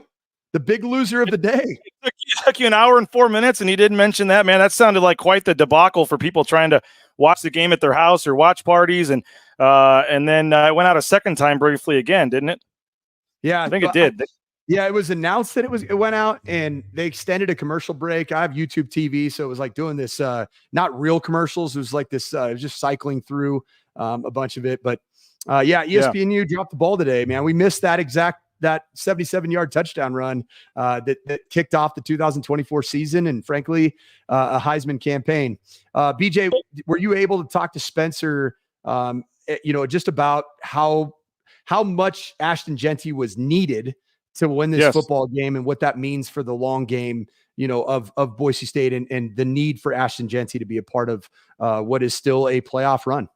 Yeah, I think the tone talking to the Boise State players and coaches was they're not surprised. They see this in practice every day. I mean, they know that he's, as Spencer Danielson said, I got my notes here, the best player in college football, I think he said, and we're going to hear from him in a minute, but he also said he is a generational type talent in terms of talking about Ashton Jeanty, and he flat out said he's the best player in the country, and he showed it tonight. And so, they're obviously going to rely on him a ton, but again, 371 rushing yards as a team. When you need to bring Ashton Jeanty off for a player or two, and you can put Sire Gaines in there, they have quite the situation here at running back. Jeanty's obviously going to be a huge key. Knock on wood that he can stay healthy all year, because if he can, he has a chance to put up some big time numbers. Couple notable omissions, BJ, that I saw from just watching the game. Prince Strawn. Any update on Prince? Was he available the entire game? Just didn't have much production. I think he was thrown to one time early. No catches. No catches. No. And then the other one was Breezy Dubar, who was a kind of a change of pace back. Didn't end up having, I think they only had 2 ball carriers, including the quarterback, not 1 sack recorded. Maddox Madsen stayed off the rushing stat sheet. Anything about Breezy Dubar, just as a change of pace type back. I mean, when you have Sire Gaines rushing for 112 yards, receiving for 44 yards and a touchdown in each area, I guess maybe the need to play Breezy Dubar isn't as real. Yeah, and I guess I'll say this. There's stuff we can report and can't report, from practice, but I would just say that Breezy Dubar may not have been able to practice every day during fall camp in terms of, we'll just leave it at that. He may have not been 100% coming into this game. I'll leave it at that. Do I think that he's, clearly past his RB3? I mean, now I guess you could say that, but I don't think it was by design. If he was, if everything was 100% normal going into the game, I don't think he would have had 0 touches. I'll just say that. In terms of Prince Strawn, I think just the packages that they had and the plays that he was out there, they just didn't really throw it his way very much. I mean, Caples, 81 yards, Camper, 99, Gaines, 44 through the air. I mean, how about Chris Marshall having 2 catches as well? I was super impressed with Cam Bates, though. 4 catches, and a couple of them were big ones. Ben Ford, even number 82, had a big 3rd down conversion. I just thought overall they really showed. I mean, what was it? 1, 2, 3, 4, 5, 6, 7, 8 different receivers that had a catch tonight. So they moved the ball around. I mean, I think that's how it's going to be. I mean, would we have probably expected Prince Strawn to have 0 catches in this game? No, not at all. But it's just the way it went tonight. And maybe next week he's the guy that has 5 or 6. So I don't know. But should we take our second break and then get to I think folks probably want to hear from Ashton Jeanty. One last question, BJ, before we jump in. Just having been at all of the training camp practices and covering this team as closely as you're able to, and big kudos to Spencer Danielson, Jeremiah Dickey for making that available. Is Cam Camper being this big of a surprise, this big of a standout in this game? Was that a surprise to you? I knew he was good, but I would think that to think he'd come out and have 99 receiving yards on 4 catches, probably wouldn't have expected that. But I mean, this was a guy that had big time production in the Big Ten, and when he's been healthy, I mean, he's produced out there. So was he their number 1 receiver during fall camp? No, not at all. But I thought he certainly was a guy that made some plays during fall camp. Another guy that maybe wasn't out there every single day, but he came out there and looked good today, and 99 yards on 4 catches. He was super impressive and had a couple of just really big ones too to move the stick. So I thought he was one of the many bright spots on offense. All right. Bronco Nation News. Taco Bell presents our post-game show, and we're going to take a quick break and load up some interviews from the locker room. The fall kickoff sale is underway at Lithia Ford of Boise. Check out their full inventory of vehicles at lithiafordboise.com. They've got NIL deals with 6 student athletes at Boise State, including 4 football players, Jonah Dalmas, Ahmed Hassanin, Matt Lauder, and Andrew Simpson. They're all rocking rides from Lithia Ford of Boise, and you can as well. The Raines family purchased our F-150 a couple years ago from Lithia. Couldn't be happier with the customer service. We still get the free lifetime oil changes. Always enjoy coming back and seeing Jim and his staff, so friendly. And our salesperson, Kim, did a tremendous job helping us out every step of the way, still sends us a Christmas card. So check them out, that fall kickoff sale. You looking for the F-150, the Ford Bronco, the E-Mach Ford Mustang, all their vehicles. Again, view them online, lithiafordboise.com. Check them out on Fairview and Boise, Lithia Ford of Boise. Taco Bell is hiring. You can get more information at TacoBellWorks.com. The Treasure Valley Taco Bell stores offering free food while you work, half your wages the next day after you work, great promotional opportunities, and more. It's a great environment, and if you're looking for a job, highly recommend Taco Bell. You can apply at TacoBellWorks.com, and you can also get more information there about the giving efforts of Taco Bell, the SON Management Group, and the Nicolason family. The student endowed scholarships for the men's and women's basketball team, they come from SON Management Group and the Nicolason family. Get more information, apply for a job, go eat at Taco Bell. Check them out, TacoBellWorks.com. You looking for that new jersey or shirt for game day? Head on in to the Blue and Orange Store, theblueandorangestore.com. You can order anywhere in the world, but if you're in the Boise area, I highly recommend just going to the second floor of the Boise Town Square Mall next to Pro Image. The Blue and Orange Store, whether it's coaches' sideline apparel, jerseys, caps, bumper stickers, car flags, you name it, they've got it at the Blue and Orange Store. Again, all your Boise State gear. I know there's a lot of places in town you can choose to go shopping for Boise State gear, but if you want the most comprehensive selection and you want to help a great guy in Travis Hawks, who's been a big supporter from day one of Bronco Nation News, check them out, the Blue and Orange Store, online, theblueandorangestore.com. Maybe you never thought about getting into the trucking industry, but if you're looking for a career change, you should. Transportation Compliance Service. It's a local company based in the Treasure Valley, helping folks all over the world get into the trucking industry, whether it's the DOT overweight permits, all the paperwork, everything you need to get out there towing that first load in no time, they can help you out. Those that try to do it themselves, in fact, 75% that try to do it themselves end up going out of business. Let the professionals handle the paperwork so you can get out there on the open road. Check them out, transcomservice.com, 866-813-7620. Again, Transportation Compliance Service, transcomservice.com. On the go, don't have enough time to cook up a nice meal, but don't want to always be eating out fast food. You want a cheap option, you want a healthy option, well, I got it for you. LeanFeastMeridian.com. You make your order on a Sunday or Monday, they deliver the food to your house, and all week you've got your meals from Lean Feast. I'm talking chicken, steak, fish, shrimp, turkey, you name it, they got it all. It's 2 minutes in the microwave. You can have them in your fridge for up to 5 days. It's all healthy, all different kinds of diets, 10,000 plus combinations. The graphic on the bottom of the screen there is wrong. It is leanfeastmeridian.com. Check them out, leanfeastmeridian.com. Tell them you heard about it on Bronco Nation News. They'll hook you up with a sweet deal. And again, no excuse to not eat healthy now because they deliver anywhere in the Treasure Valley. It's Lean Feast, leanfeastmeridian.com. Former Boise State quarterback and longtime coach Mike Sanford joins local sports talk radio host Johnny Mallory for football talk with a unique perspective. They'll talk Boise State, college football, and beyond. Check it out every Wednesday at 8 on Bronco Nation News. We're back to the Taco Bell Bronco Nation News postgame show. 56-45 if you're just joining us. 101 points would have been the over-under, BJ. Have you ever seen 101 points? I'm sure I have. We seen a Boise State basketball game under 101 combined points? Well, yeah. I think we have. They beat San Diego State a couple years ago, 42-37. So, yeah, definitely. And I do want to throw this in there. By the way, the fourth down call, I don't know if you talked about it, when Boise State decided to go for it on fourth down in the third quarter from like their own 34-yard line, and they did not get it. And then that's when Georgia Southern scored and took the lead.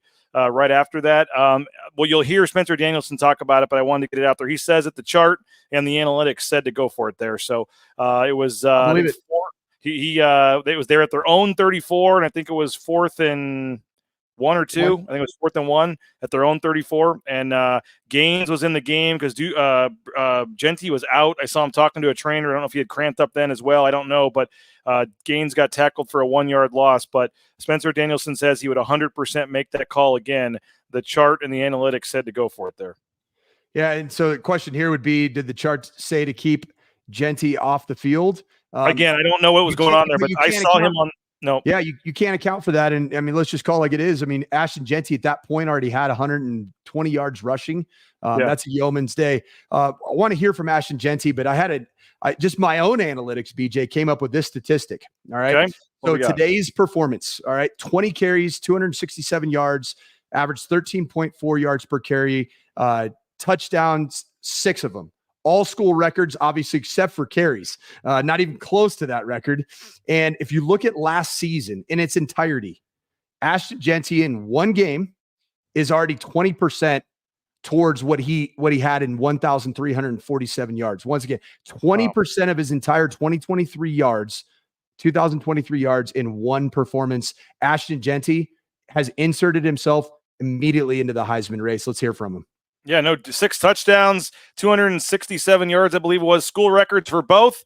And here's Ashton Jeanty after the game. You may have to turn your sound up just a little during this interview because I wanted to get in here quickly and didn't add to it. But here's Ashton Jeanty talking with the media after the game. Did you hear any noise or kickoff or anything? Did anybody challenge you maybe from student section at all or anything like that? I mean, yeah, there was a little bit of trash talking going on earlier as we came out, but you know, that just fuels me. I mean, me and my teammates, you know, it just motivates us even more to go out there and play hard. you usually do play well on the road. Like, what is it about coming into an environment and proving yourself? I'm not sure, but I mean, it's just a testament to this team. Honestly, wherever we're at, we're gonna play as hard as we can, and almost even play harder because it's an away game, and they have the advantage of the crowd. So we have to do that much more to win. All the offseason talk, the Heisman campaign, all that, then your second carry to go 77 yards and to finish with the most touchdowns ever, most yards ever at Boise State in the first game of the season. Could you have drawn it up any better? Nah, I definitely couldn't, but I gotta shout out my O-line. They opened up big, wide holes, all game, and what I'm saying? I got the easy part, make some guys miss and, go run to the end zone. You already had a lot of attention, but on social media, everything now, obviously there's going to be even more going into next week. I'm sure if you've seen any of that already or what, but just what's your take on you're going to be an even bigger story now this week? Yeah, that's just what comes with it. You big time play, make big time plays. The media's going to talk about you, but it's about the same thing. We'll enjoy this one, but we got to get back to work on Monday. Doing it so close to I guess only 3 hours from Jacksonville where you grew up. What's that kind of? I don't know if you had anybody come from there come up here for this, but yeah. What's it mean to do it so close to? It means a lot, to be close to home, and I have family members here, who grew up with me in Jacksonville, and even one of our GAs, all his family came up from Jacksonville, so definitely means a lot to perform on this level, close to home. After your first touchdown, you hit the Heisman pose. Was that planned? Yeah. I just told myself whenever I, made a big play, just, some type of play that proves that, I'm that caliber of player, I was going to pull that one out. Game one, touchdown number one, and you whip it out. I guess, what's that say about your confidence? Confidence is extremely high. And that doesn't come from anything anybody says about me. It comes from the work that I put in, the confidence that my coaches give me and my teammates. What can you say about what Sire James did, too? Extremely proud of him. He works hard. If anybody deserved to play well tonight, it was him. From the work he puts in each and every single day, he's going to be a great player for us this year. He's going to do a lot of big things for us, as he proved tonight. So extremely proud of him. For him to be able to come in and give you a breather and not not have a huge drop off. What's that do for the moving forward here when you can catch a breather like that and see what he can still do? It does a lot, but that's the standard here. To be more than just 1 deep, 2 deep, 3 deep. Whoever goes in the game, there's no drop off. It's the same level of play. I was going to ask, when you kind of ran into the end zone and kind of whirling in there on the ground, Spencer Danielson kind of had like a grin or smile on his face. It seemed like, I'm not sure what he said or just what made him laugh. Or yeah, I'm sure he probably knew I was already cramping. I just remember UNLV, the championship, like my last run, big run, started cramping up with my calves again. So I don't know, it probably was a reminder or something like that. But I was on the ground, they was trying to give me applesauce, and I was like, nah, I can't. Like both my legs locking up. But yeah, it was a funny moment. What can you say about the way Maddox just really led the offense today? Yeah, adversity is gonna hit, different times, and I'm just proud of him for responding. That speaks testaments to who he is as a person, as a player. He's never gonna back down, and that's why he's the starting QB, because he's gonna lead this offense and he's gonna take us far. For this team to get a 28-9 lead and then give it up, and Georgia Southern comes back and late third, early fourth quarter takes the lead again. Just what's it say about you guys to be able to, when it got a little tough there, some adversity, you guys were able to kind of pull it out and get those late fourth quarter touchdowns? Yeah, we've had a lot of hard games in the past, and all the work we put in, there's been challenges all year, and we're never going to back down from the challenge, and we're always going to rise to the occasion. Ashton, for you, you wait 8 months for this moment, right? Getting back from the moment you wake up today, just the joy you get out of getting an opportunity to play football. What's the joy you get out of it? Just from God, I'm just blessed to have another day, just to play football with family, with my brothers, my family, my friends, being able to watch, everybody around the world being able to see us, and just to display my talents, on such a high level. Nothing beats that, and just waking up with gratitude. I live a wonderful life, I have so much, there's nothing like there's so much to be thankful, pretty much. How many text messages or mentions do you have on your phone? I don't know. I ain't even checked it yet, but I'm sure it's going crazy right now. Just real quick, you mentioned your line. Sometimes you'd be 10 yards downfield before you even got touched. Just what can you say about the gaps they were opening up for you? I mean, just like it's a testament to the O-line. I mean, you know what I'm saying, they put in work each and every single day, and also to our coaches, who give us great looks to run in each and every week. But that O-line playing as a complete unit, and when they play as a unit, nobody's ever going to stop us. And that just gives me complete confidence in them each and every week that they're going to try their hardest to open up the gaps. I know you talked about it, Mike, but that offensive line, they were rotating a couple guys in there. Ben Dooley, Tyler Knath was in there. Keenath, I believe. Kynath, I apologize for mispronouncing his name, but he's a guy that played a little on special teams last year, now rotated in at left guard there with Ben Dooley. But overall, the O-line, man, it was super impressive with the way that they were blocking all night long, as a couple of the questions alluded to. There was a couple of those plays where they were several yards downfield before they got touched.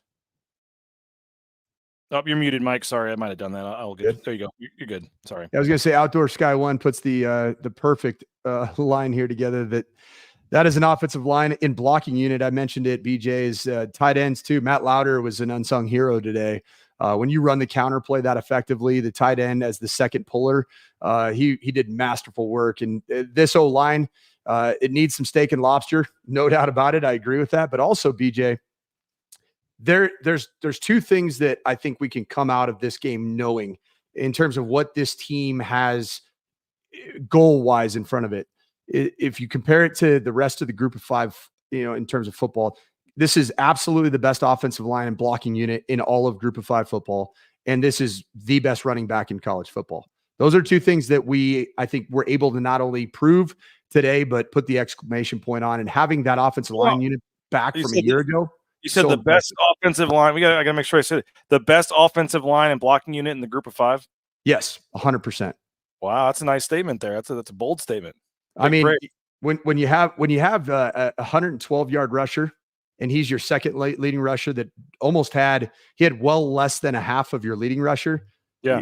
Ashton Jeanty is stupid. I'm talking about his ability to do things that no other human on planet Earth can do. The balance, the yards after contact, the spin move, the hurdling, finishing runs in the end zone, the breakaway speed. That's incredible. But Sire Gaines, a true freshman, went for 112 in relief duty of Ashton Jeanty to spell Ashton Jeanty.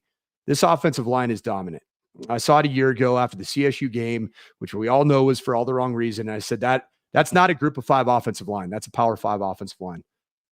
Yeah, no, it was super impressive. All right, let's do a 25-second commercial here, 25 seconds to thank our sponsors. And do you want to go Spencer, or should we play? Let's go a little Andrew Simpson next, talk about the defense struggling, and then we'll go Spencer after that. But we'll hear a couple minutes from Andrew Simpson coming up in 25 seconds. Bronco Nation News is presented by RowPaint.com, Idaho Central Credit Union, Taco Bell, by Lithia Ford, The Blue and Orange Store, Western Collective, by Jackson's, Snake River Pool and Spa, Transportation Compliance Service, Bauscher Real Estate, Ridley's Family Markets, by Circa Las Vegas, Lean Feast, and by Timberstone Golf Course. Super appreciative of all of our sponsors for helping make this possible, to get Mike on, to get me down to Statesboro here, and to get you these interviews and things. So let's hear from Andrew Simpson. Again, Mike, I know you talked about it, but the defense giving up 461 yards. They give up 322 yards through the air.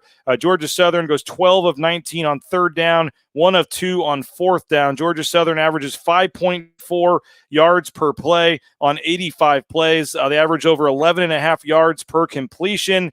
Again, Georgia Southern 7 for 7 in the red zone as well. So let's hear from Andrew Simpson, linebacker, after Boise State gets the win but gives up 45 points. Kind of mixed bags for the defense. Here's Andrew Simpson. To get the win and be 1-0. Yeah, it feels great. It's our first, game one win in the last since I've been here, so it feels good. But obviously, a lot of things to clean up, and we're not satisfied. So we got a long ways to go. What is kind of the feeling? You get the win, but you give up 45 points or whatever on D. Yeah, for me, I don't feel too good about it, but you just got to look at it kind of half full. We won the game, and early on, it looked like we really could have just put it on them, and we kind of just, I don't know, we just let up off the gas. So going forward, just, cleaning a lot of stuff up. We got a big game next week, so it's kind of just a move-on process. We know we're a way better defense than that, so we're just excited to go back out there again. I know you haven't watched the film yet, but what are some of the bigger things you think you do need to clean up? I mean, all around, there's plenty of things you can clean up, especially in the game one. Game one, they've been game planning you all year, so there's everything on defense we could clean up, and we will do that. Outside of what Ashton did, there are a couple plays that stand out in the game, and they happened on defense. One was the personal foul that you guys almost got off the field, big in the game, and you guys give that up. Another one, though, kind of was the exact opposite. In fact, that was your play. Like, if you don't get that, it feels like this game gets scary. So how big was that play? I mean, yeah, it happened a few times where, we get 3 good plays and then we shoot ourselves in the foot, and this game could have been over a lot earlier, but it just comes with our team just being more disciplined. We have an older group, but we got to clean stuff up, and stuff like that happened in game one, and we kind of knew that coming in, but going forward, we could do better. As far as my play, I'm just doing whatever I can to help the team win, and it was a big-time moment because I know we needed to stop, so I'm happy about that, but obviously plenty to clean up, so that's what we're focused on. I mean, how eager were you to go make a play there? I mean, you knew that was going to be on you on that play, right? Yeah, I mean, I was eager. I was excited to get back out there. I knew my team needed me. I knew the team needed the defense. Like, we were playing well early on, and then we fell off, so we just needed to find the energy, rally the troops, and get guys more confident going back on the field, because momentum shifted, and, I had to do whatever I had to do to help my teammates. When they score right before half, and they get the ball, and they score again, and then the offense goes for it, and right away, then they score, and they're all of a sudden winning the game. Like, what was kind of the mindset there, for the team and for the defense after they had the lead?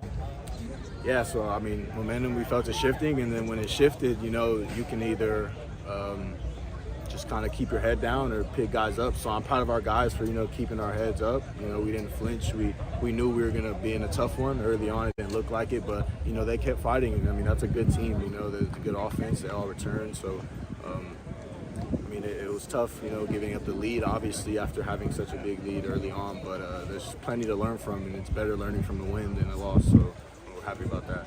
I know it's always interesting asking a defensive guy about an offensive guy, because usually you're probably caught looking up like what's happening. Yeah. Ashton Jeanty. How unreal was that? Yeah, I mean, it's crazy, and honestly, it's not really too much of a surprise to a lot of us here. We know what he can do. I mean, that's my roommate. Like, we talk about it every day, what type of season we want to have and what type of season he wants to have personally, and we believe in him. We know that he can do great things, and he just showed it, today. 6 touchdowns is something crazy. It hasn't happened here in a long time. So, he's a big-time player, my best friend for sure, and I'm proud of him, and he's going to keep leading us, and I'm going to do my part to get the defense together. What did you see on the third downs?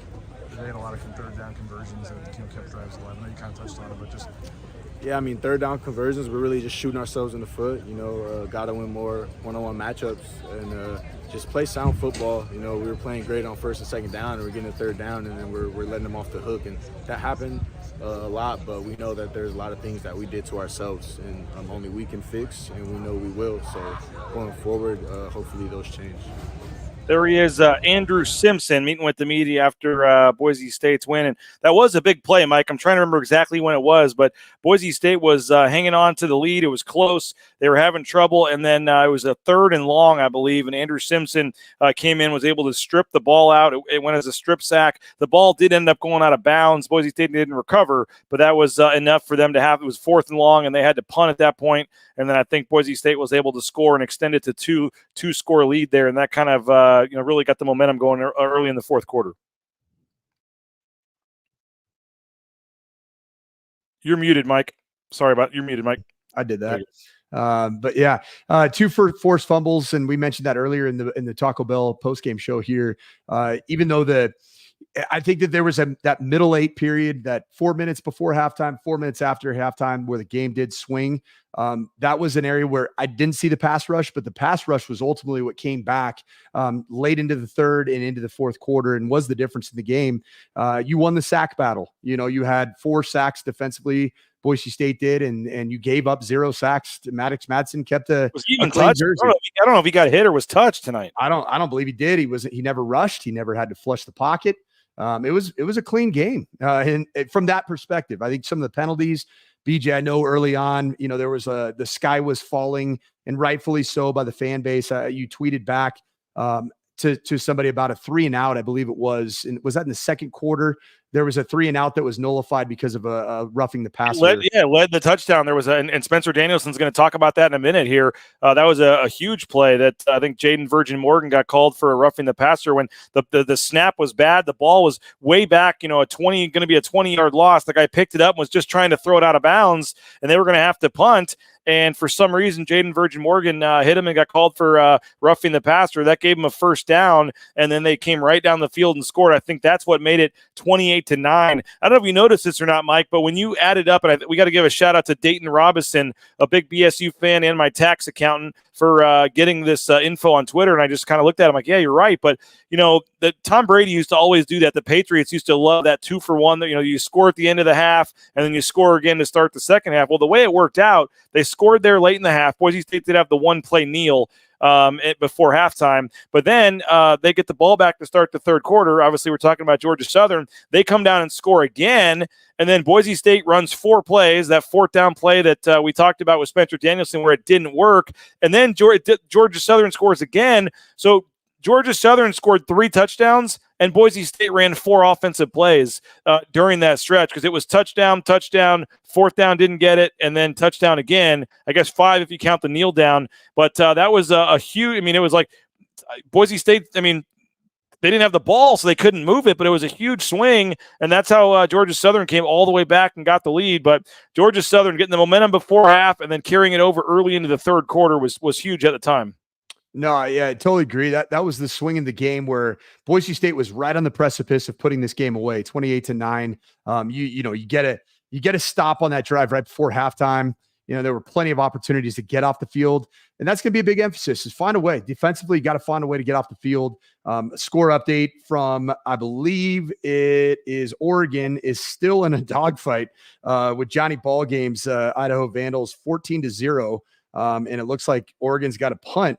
When you look at that particular game, Oregon is generating offense right now all through the air. It's 24 of 28 for Dylan Gabriel.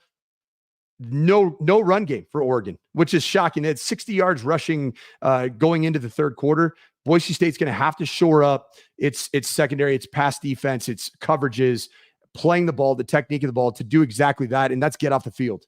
Let's hear from Spencer Danielson in a minute, but I do have a score update here, Mike, if you want to hit on any of these scores. Alabama's up 49-0 in this one. There's some other scores that are a little more exciting. Ole Miss 59-0, Kansas State 34-6, but there it is with 7:27 to go in the third quarter. Oregon is only up 14-0 on Idaho at this point in the game. Dylan Gabriel does, he said, 257 passing yards and a touchdown, but only a 14-0 lead for Oregon. You got Notre Dame and Texas A&M tied 6-6 at the half. Fresno State down 3-13 to Michigan, and then some other games later. But I did see that San Diego State, if I go up here on the fly and go to some Mountain West scores. Losing to Texas A&M Commerce right now. Texas A&M Commerce. Let's scroll down here if I can on the scores. And Texas A&M Commerce. But how about UNLV up 24-0 after 3 quarters? Yeah, I thought Willie Fritz at Houston, brand new head coach, would have that team ready to play.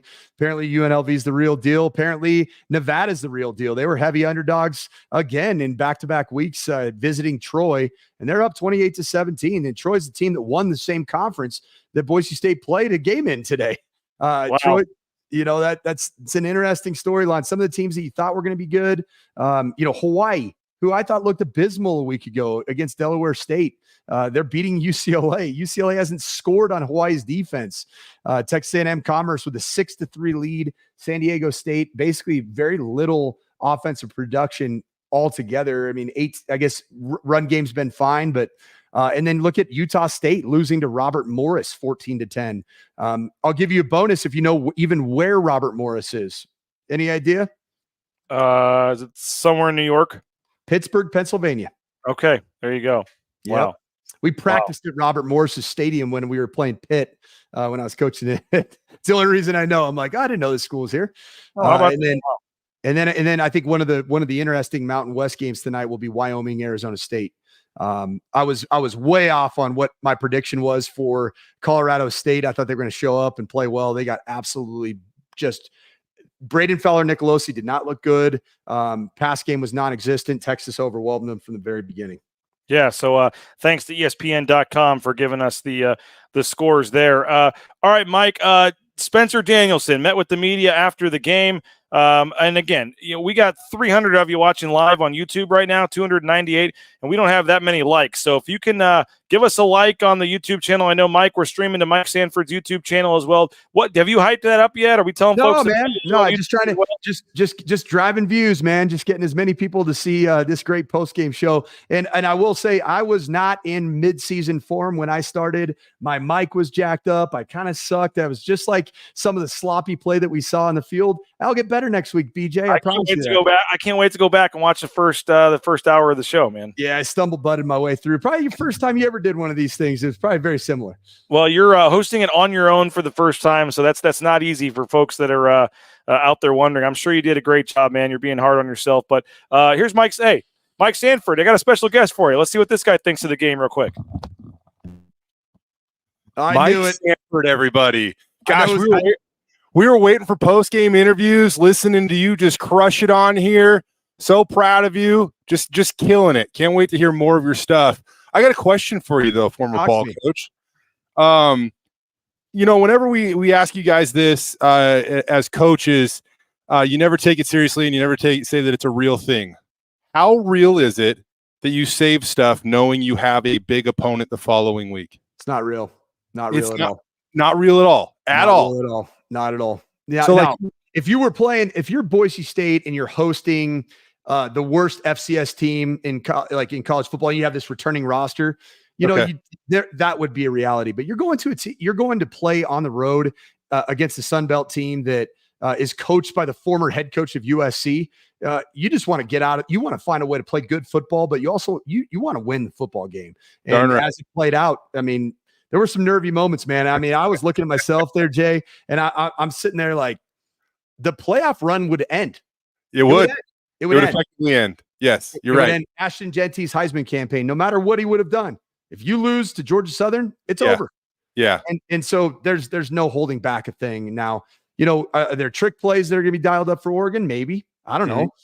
Were there things that Georgia Southern did defensively? What I saw, Jay, is I saw a defense that felt like they couldn't just play base, couldn't play their standard defense, and had to throw the kitchen sink at Boise State. And I think it was a mistake because they did such a poor job of fitting the gaps in the run game consistently. It was defensive malpractice, to be very honest. As good as Ashton Jeanty and the offensive line was, I thought that this defense tried to do too much and gave too much credit to Ashton Jeanty, and as a result, there were just open gaps. Yeah, I mean, it was pretty impressive. Ashton was incredible. The offensive line, though, man, there were times where Ashton wasn't getting touched until he almost already had the first down, right? So, man, it was a lot of fun, though. Love listening to you. BJ's eager to get back on. You've probably been doing this for way too long. Make BJ pay you extra here for it, and and we'll talk to you soon, Mike. Hey, good seeing you, man. I wish my first 30 minutes of driving a program, which, by the way, that was the first time I've ever driven a program in my life, with no help, no conversations. I wish that first 30 minutes would have looked as good as your faux hawk, man. Yeah, it wasn't quite as sweet as that faux, baby. It is the secret to doing radio broadcast or whatever broadcast streaming by yourself for 30 minutes. So I expect to see it next week. Okay. I'll be better, man. It was week one for me too, Jay. I love it. You're doing great, man. Good to see you, Saf. Travels back. How about that special appearance? He's going to add that to his next invoice, I guess, for Bronco Nation News. Jay Tuss with an appearance. Always love having Jay stop by. Right, Mike? I appreciate even more our viewers encouraging me, who realized that I was stumbling over my words for the first. I cannot wait to hear you making it sound like it was a huge thing, man. That was super bad. I can't wait to go back and listen to it here. Yeah, you know what's funny is you know how you can control the audio stuff behind the scenes. I made such a rookie mistake, and I turned off the mic like the echo and the noise cancellation deal, and apparently I was all over the place, very echoey. at the point. Should we hear from Spencer Danielson? I want to hear from Spencer Danielson. Yeah. All right. Here's this is a free show you guys are watching on YouTube. I gotta hawk the sponsors one more time. Give all of our sponsors, but again, you're on YouTube. Hit the like button, hit the subscribe button. Help us on YouTube as we push towards 6,000 YouTube subscribers and. Support all the sponsors. We have 13 of them at Bronco Nation News. I want to take 25 more seconds, thank our sponsors one more time, then we'll go right to Spencer Danielson here in 25 seconds.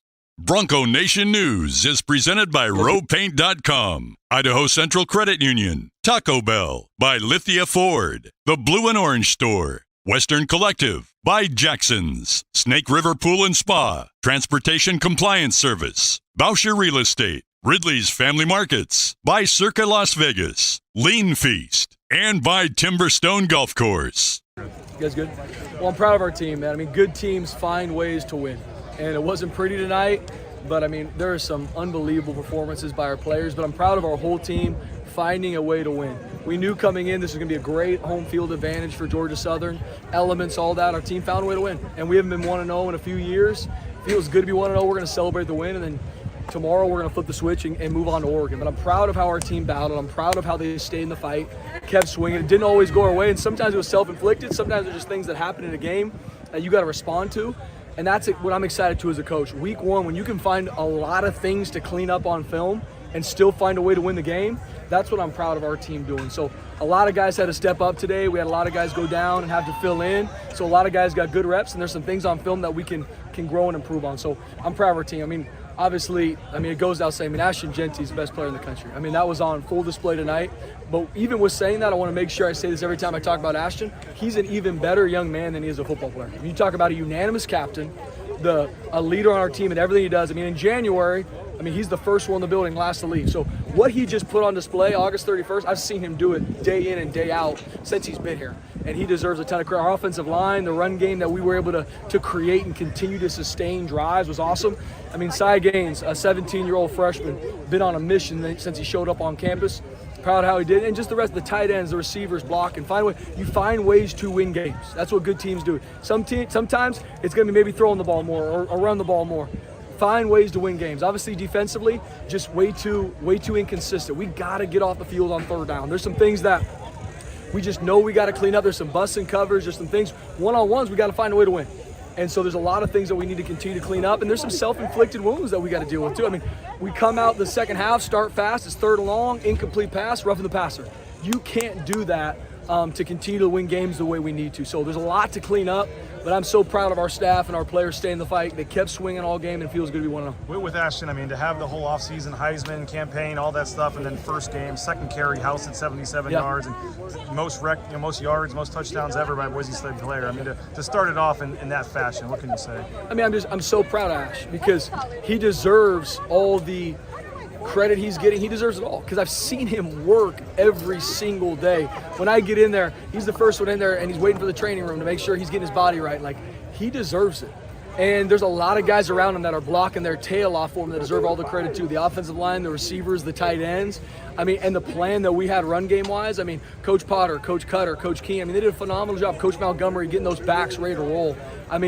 Those guys deserve all the credit too. Ash, we could be here all night talking about Ashton Jeanty. This young man is a 10 out of 10 in everything he does. And how he leads this team, how he motivates this team, and how he leads himself on a daily basis. He's a generational talent type kid in all facets. That's who Ashton Jeanty is, and I'll scream that from the rooftops. And the awesome part for Cy Gaines, that's who he watches every single day. He comes into work and he watches Ashton Jeanty. And you talk about a guy that hasn't missed anything since he came on campus. He's been watching Ashton, he's been modeling him, and it shows up with a true freshman rushing for over 100 yards. That's a testament to him. When it comes to Cy, I know he's not afraid of the moment. In practice this week, he put the ball on the ground a couple times. Put the ball on the ground tonight, and you stuck with him. Wow. And he scored a touchdown after it. Why? That's how these guys learn and grow. The only way to get better at football is playing it. And especially for a young freshman or a 6-year senior, you got to find ways to learn through your mistakes. Now, hopefully, we can learn through the wisdom and not let it show up in a critical moment like it did. Thank the Lord, Austin Bolt did a great job finding a way to get that ball. That was a huge play in the game. But you find ways to continue to learn and grow. And Cy is a guy that is so confident because of how he's trained that even though he had that one fumble, we got it back. we trusted him. We trust because we've seen him continue to work no different than our other players. You gave Maddox the starting job because he knows the offense, he knows how to run it. Over 650 yards of offense today. Just how happy were you with the way he ran the offense? It was awesome. I mean, our coaches deserve a ton of credit. Our players buying into it. Once again, it's not always perfect, but our guys kept swinging. They stay in it. Things don't go our way, stay in it. Keep swinging. I'm proud of Maddox. I mean, you talk about a guy that's never too high, never too low. And I mean, even after the interception, he comes back and has 2 big-time throws. That's Maddox Madsen. I mean, this guy's no moment's too big for him. He stays in it, and he's lethal. He'll go out there and make the biggest play of the game because he knows his process and he stays with it. So you mentioned keep swinging. I mean, you're up 28-9. You blow the lead. You're down. I think either late third or early fourth quarter. I mean, just to lock back in and be able to score those late couple of touchdowns and pull away. What's that say about your guys? It's huge. I mean, you talk about the fight in our guys, and that's football. Good teams find ways to win. It's never going to be perfect on that field. And good teams find ways to win, and tonight we found ways to win. Once again, a ton to clean up. I'm fired up. We're 1-0 for the first time in a few years, but there's already a lot of things that I'm going to my mind to practice and things we got to make sure that we clean up. We have to. But you find ways to win, and that's what I'm proud of our whole team, from offense, defense, special teams. And every game is going to go back and forth. There might be games that our defense plays better. We got to find ways to win. It's not always going to be perfect, but that's what I'm proud of our whole team collectively staying in it and finding ways to win. You mentioned the offensive line a couple of times. How much of what Dixon Ice's experience? I mean, you got a lot of guys coming back. One more time. How much of what the offensive line Dixon Ice's experience? I mean, you guys. Experience, yeah. No, I'm proud of our. I mean, we got an experienced O-line coming back. There's some guys banged up that we got to continue to find more rotations and guys to step up. But I mean, that's the mentality of our team. And Coach Keene does a great job with our O-line, Coach Potter with our run game. I mean, building that mentality into him to where, I mean, no matter what front line's up in us, I have confidence in our offensive line creating movement at the point of attack and imposing our will on defenses. Spencer, when you took over last year, it was just like, you were just like thrown into it. Today was about testing 8 months of Spencer Danielson's culture. Yeah. So to go into that locker room after that, how is it different for you this time? It's just, I mean, I love these kids. And first off, I mean, I give God all the glory. I'm open about this. The only reason I'm the head coach at Boise State is because God put me there. And I know it's to develop people, develop champions in life. And those are champions in life on that field. Some of those, we didn't make the plays we needed to at all times. But learning and growing from this game, and what I see that nobody else sees, is how our team's in there working, loves each other, does the hard things, in there early, in the infernos, hiking Table Rock when no one knows, running decks. Like, I see that. So when I see something go well or not, I know our guys are trained. I also know this is going to develop them for life. So I'm proud of our team. And football is a hard game. You are promised 12 opportunities a year. I'm going to enjoy this win, and then on this long plane ride home, we're going to work to fix it, because there's a lot of things we need to continue to go forward. We slightly mentioned the offensive line to specifically address them. I don't know if Maddox was really touched tonight. Yeah. And as good as the running backs were, I mean, there were a number of times where they're like 6 yards downfield before anybody's even got a chance. No question. How good was that group? And you were rotating a couple bodies in there too. I mean, they did a great job. Like I said, Coach Keene, Coach Potter, Coach Montgomery did a phenomenal job getting those guys ready to play. And there's a mentality of part of that group that they will impose their will. That's on film. That's who they are. And so I'm proud of what they did tonight. Like I said, Ashton, Sire Gaines, and other players deserve a ton of credit as well. But nothing's happening without that front. What was the reasoning behind that fourth down call there down there deep in your own zone? Yep. So for us guys, I mean, I'm going to look at the analytics. I'm going to feel where things are going in the game. And what we did in this game was planned out. Like, I knew in what situations, down, up, what area of the field. I mean, that's my job now, is game management. I'm not calling plays on either side. I'm building into our team. I'm encouraging them, and I'm focused on the game management. And I'd still make the same call again. You mentioned all along, hey, we're focused on week one. Now that you got this win, I mean, I know you went 24 hours to think about it, but the opportunity you now have next week. Yeah, we're fired up to go play Oregon now. I mean, like I said, we're going to enjoy this game. We're going to clean it up. That's going to be the focus of Monday into Monday night, is clean this game up. But we're fired up to go play Oregon. It's the next team on our schedule. And we know how talented they are and how well coached they are, and we're going to work our tail off to have an opportunity to win. Real quick, Spencer, you talked about getting over on downs and with analytics. But what did the analytics say there? Yeah, so it's a go there, and so I got to look at it and there's a lot of things too for me that go into where's the game going, where's the flow of the game. Like I said, for me, I believe in process, and so for now, my process is game management, to make sure how a game goes. What are the analytics? I look at that matters to me to see, and then where's the game at. And so, like I said, I make the same decision again.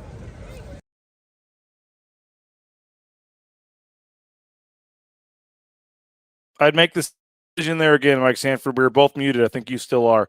But Same decision again on the fourth down with the analytics. Yeah, it's a real thing, man. My brother-in-law coaches at BYU. I think they're up right now 24-6. And BYU was one of the first teams that really fully adopted this whole analytics book. I think it's called CSI, or it's not CSI. But they create these analytics and they send you a book. They call it the magic number. It's like, what do you need to get in terms of on third down to make the decision to go for it on fourth down? And so you have a coach or a staffer, sometimes it's like your GM is responsible for having that book open, turning to the page of that situation. It has to do with, time of game, score. They even takes into account weather conditions. So yeah, that's when you decide to go the analytics route, the only way that I've been told that it's successful is if you do it every single time by the book. That's what I've been told. Well, again, it was an interesting call at the time. I also did confirm after the game with him off camera, Mike, on the fourth down in the first half. I think it would have been a 51-yarder for Jonah Dalmas. Instead, I was wondering that too. They tried to go for it on 4th and 6. That was because of the wind. There was a slight wind going the other direction into the face, I guess, of Jonah Dalmas there, and they had needed to get to the 29-yard line in the first half was kind of their target, and they were at the 34, I believe. So because of the light wind in their face, that's why they decided to go for it there. Yeah, it makes sense. I was wondering too, because Jonah Dalmas has piped a whole bunch of several 50-plus yard field goals. I watched one of them over the Circa pool. So it makes sense because you already have heavy air. It's a different, you're at sea level or close to it. You're certainly within 500 yards or 500 feet of sea level. And then if there is a slight breeze, it's just not ideal kicking conditions. I didn't have a problem with that decision whatsoever. And frankly, I knew right when Boise State went for it at the minus 35, 34 yard line on that 4th and 1 where Sire Gaines came up short. I knew that they were going all in on the analytics, and there's going to be other times during the year where people are going to jump into the comment thread. Twitter's going to blow up about some of these decisions, but typically it does play out over time if you adopt these analytics and you stay by the book, if you will, relative to the analytics, that you end up finding success. Well, we get to our final thoughts here. We're approaching a 2-hour post-game show, Mike. I really appreciate your time. I know you're wanting to keep it going because you're getting paid by the hour here, but we are going to wrap this up in a little bit. Let some folks go. It's almost 8 o'clock back in the Mountain Time Zone. You guys can still watch some of these late games. We're having record viewership here. Again, we still have almost 300 of you watching on YouTube. We're well over 2,300 total views when you throw in Twitter and stuff. So give us a like, give us a subscription on YouTube if you can. And we're trying to approach 6,000 YouTube subscribers. Mike, I was joking about it, but I know you're doing the coach on a couch stuff, and you're doing a lot of college football stuff on your own YouTube channel. Take a minute here and let folks know where they should follow you on there as well. Yeah, so just creating content, giving previews of college football games, short snippets here and there. And then just, coming up, starting this Saturday, I get my booth debut. So this was good to knock off some of the rust. Let's go. At Canvas Stadium in Fort Collins. I'm going to be calling the game on Altitude TV and the Mountain West Sports Network for CSU versus Northern Colorado. So it'll be a lot of fun, regional matchup, if you will. I won't call it a rivalry, but I've got that. And then, just follow me on Altitude Sports Radio. I'm on Mondays, Thursdays, and Fridays, 10 to noon, and just a whole bunch of stuff. But I'm really excited, man. There's going to be a lot of storylines right now, going into this Oregon game. I mean, this is two teams that, probably didn't have the performances that they wanted in their opening game. So I think that anybody who thinks that Boise State after this game can't compete with Oregon, just ask Idaho from the FCS. So were you able to compete in Autzen Stadium with Oregon? And the answer is clearly yes. Boise State has a better player right now than anybody on Oregon in terms of on-field production in this season. That's Ashton Jeanty. And as long as you got Ashton Jeanty, you got a chance. That's the bottom line. Hey, shout out to everybody that went to the Bar National there as part of the House of Western, the Western Collective Group, our studio sponsor, Mike. We had a little bit of a watch party there, and I got a small clip here after one of the touchdowns. They were fired up, and Ashton Jeanty was all the fans were fired up. We appreciate everybody that were there watching. Full packed house, they said, at the bar. And so every away game, we're meeting next week. It'll be 8 o'clock Boise time for that Oregon game, and they got $3 Horseshoe Golden Ale beers. They got discounted burgers. 10% of all the sales goes directly to the Horseshoe Collective, which goes right back into the pocket of Boise State student athletes. And then we're also giving away a $50 gift card. Shout out, I think Nathaniel Wilder, the Foam Ranger, won that for tonight's game over there. So my wife was there. Jaden, our part-time reporter, was there. My kids apparently got a game card to keep them busy and went and played all the games all night. And Karen was able to hang out with folks and watch the games. So we'll be doing it again for the Oregon game, but we're giving away a $50 gift card. They kind of put your name in a raffle if you show us you subscribe on Bronco Nation News. And so hopefully a lot of you will join us for the Oregon game. And Kip's watching right now. That was the guy celebrating in the orange shirt. We'll show him again. Kip. Yeah, we'll show him one more time here. There he is, right there in the orange shirt. Pumping his fist. Is he going with the big time fist pump? No, just the high five. Just throwing the old high five. I love it, Kip. So hopefully folks will join us. I want to make sure we get that in there. 8 o'clock next week. Come on out to Bar National. $3 beers and discounted burgers, and 10% of all the sales go to the Horseshoe Collective. And I will be on the postgame show after calling my first college football game in the broadcast booth. So luckily, Northern Colorado.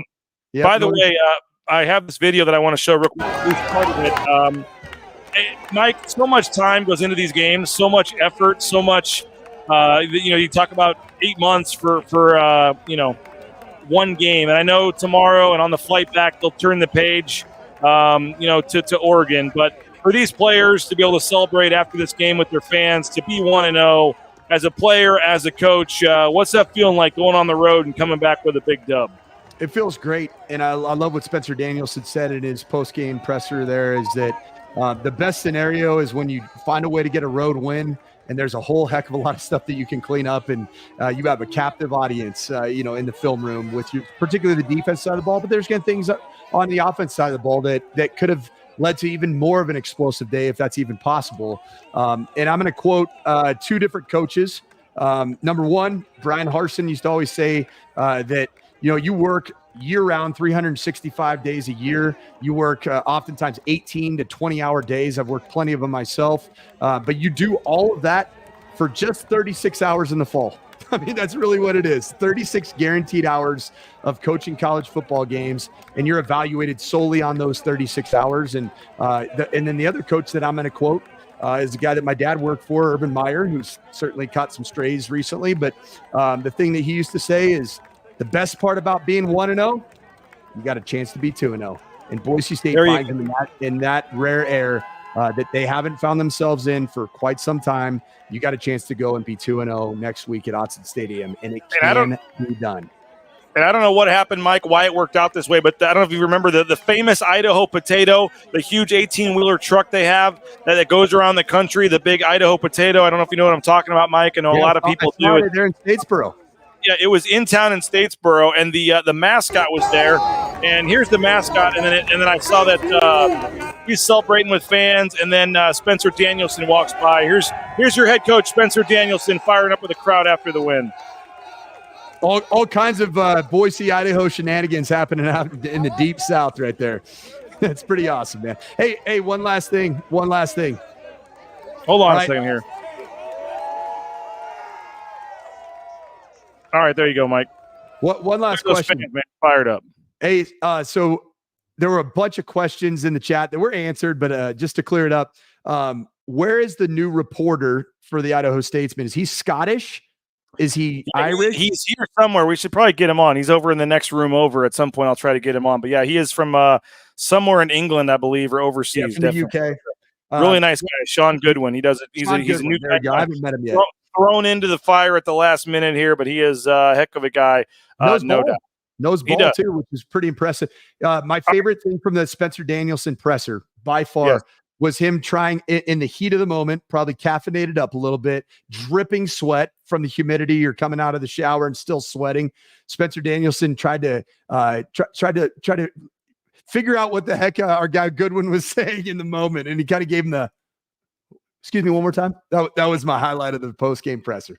Well, my final thoughts, Mike, as you said, There was so much talk about Oregon, but you had to win week 1, and this was kind of a tricky game. You're favored by 13. Everybody expects you to come take care of business. Got off to a great start. It looked super, promising when you're up 28-9. You think you're just going to coast. Obviously, Georgia Southern came back, and I'm very curious to follow this Georgia Southern team too. They could certainly move the ball at times on offense. Their defense obviously struggled and struggled for them last year. So we'll see what this Georgia Southern team ends up doing, But I mean, the long story of it is, as you said, Mike, whether it was 1 point, whether it was 30, I mean, I know style points are nice. Ashton Jeanty probably took care of the style points for you, but you get a road win, and now you can turn your attention to Oregon. And I'm not sure I've been more excited in my 12 years covering Boise State football for a game and for an individual matchup like Ashton Jeanty getting on the national stage on Peacock, going up against Ashton Jeanty next Saturday night. Or going up against Oregon.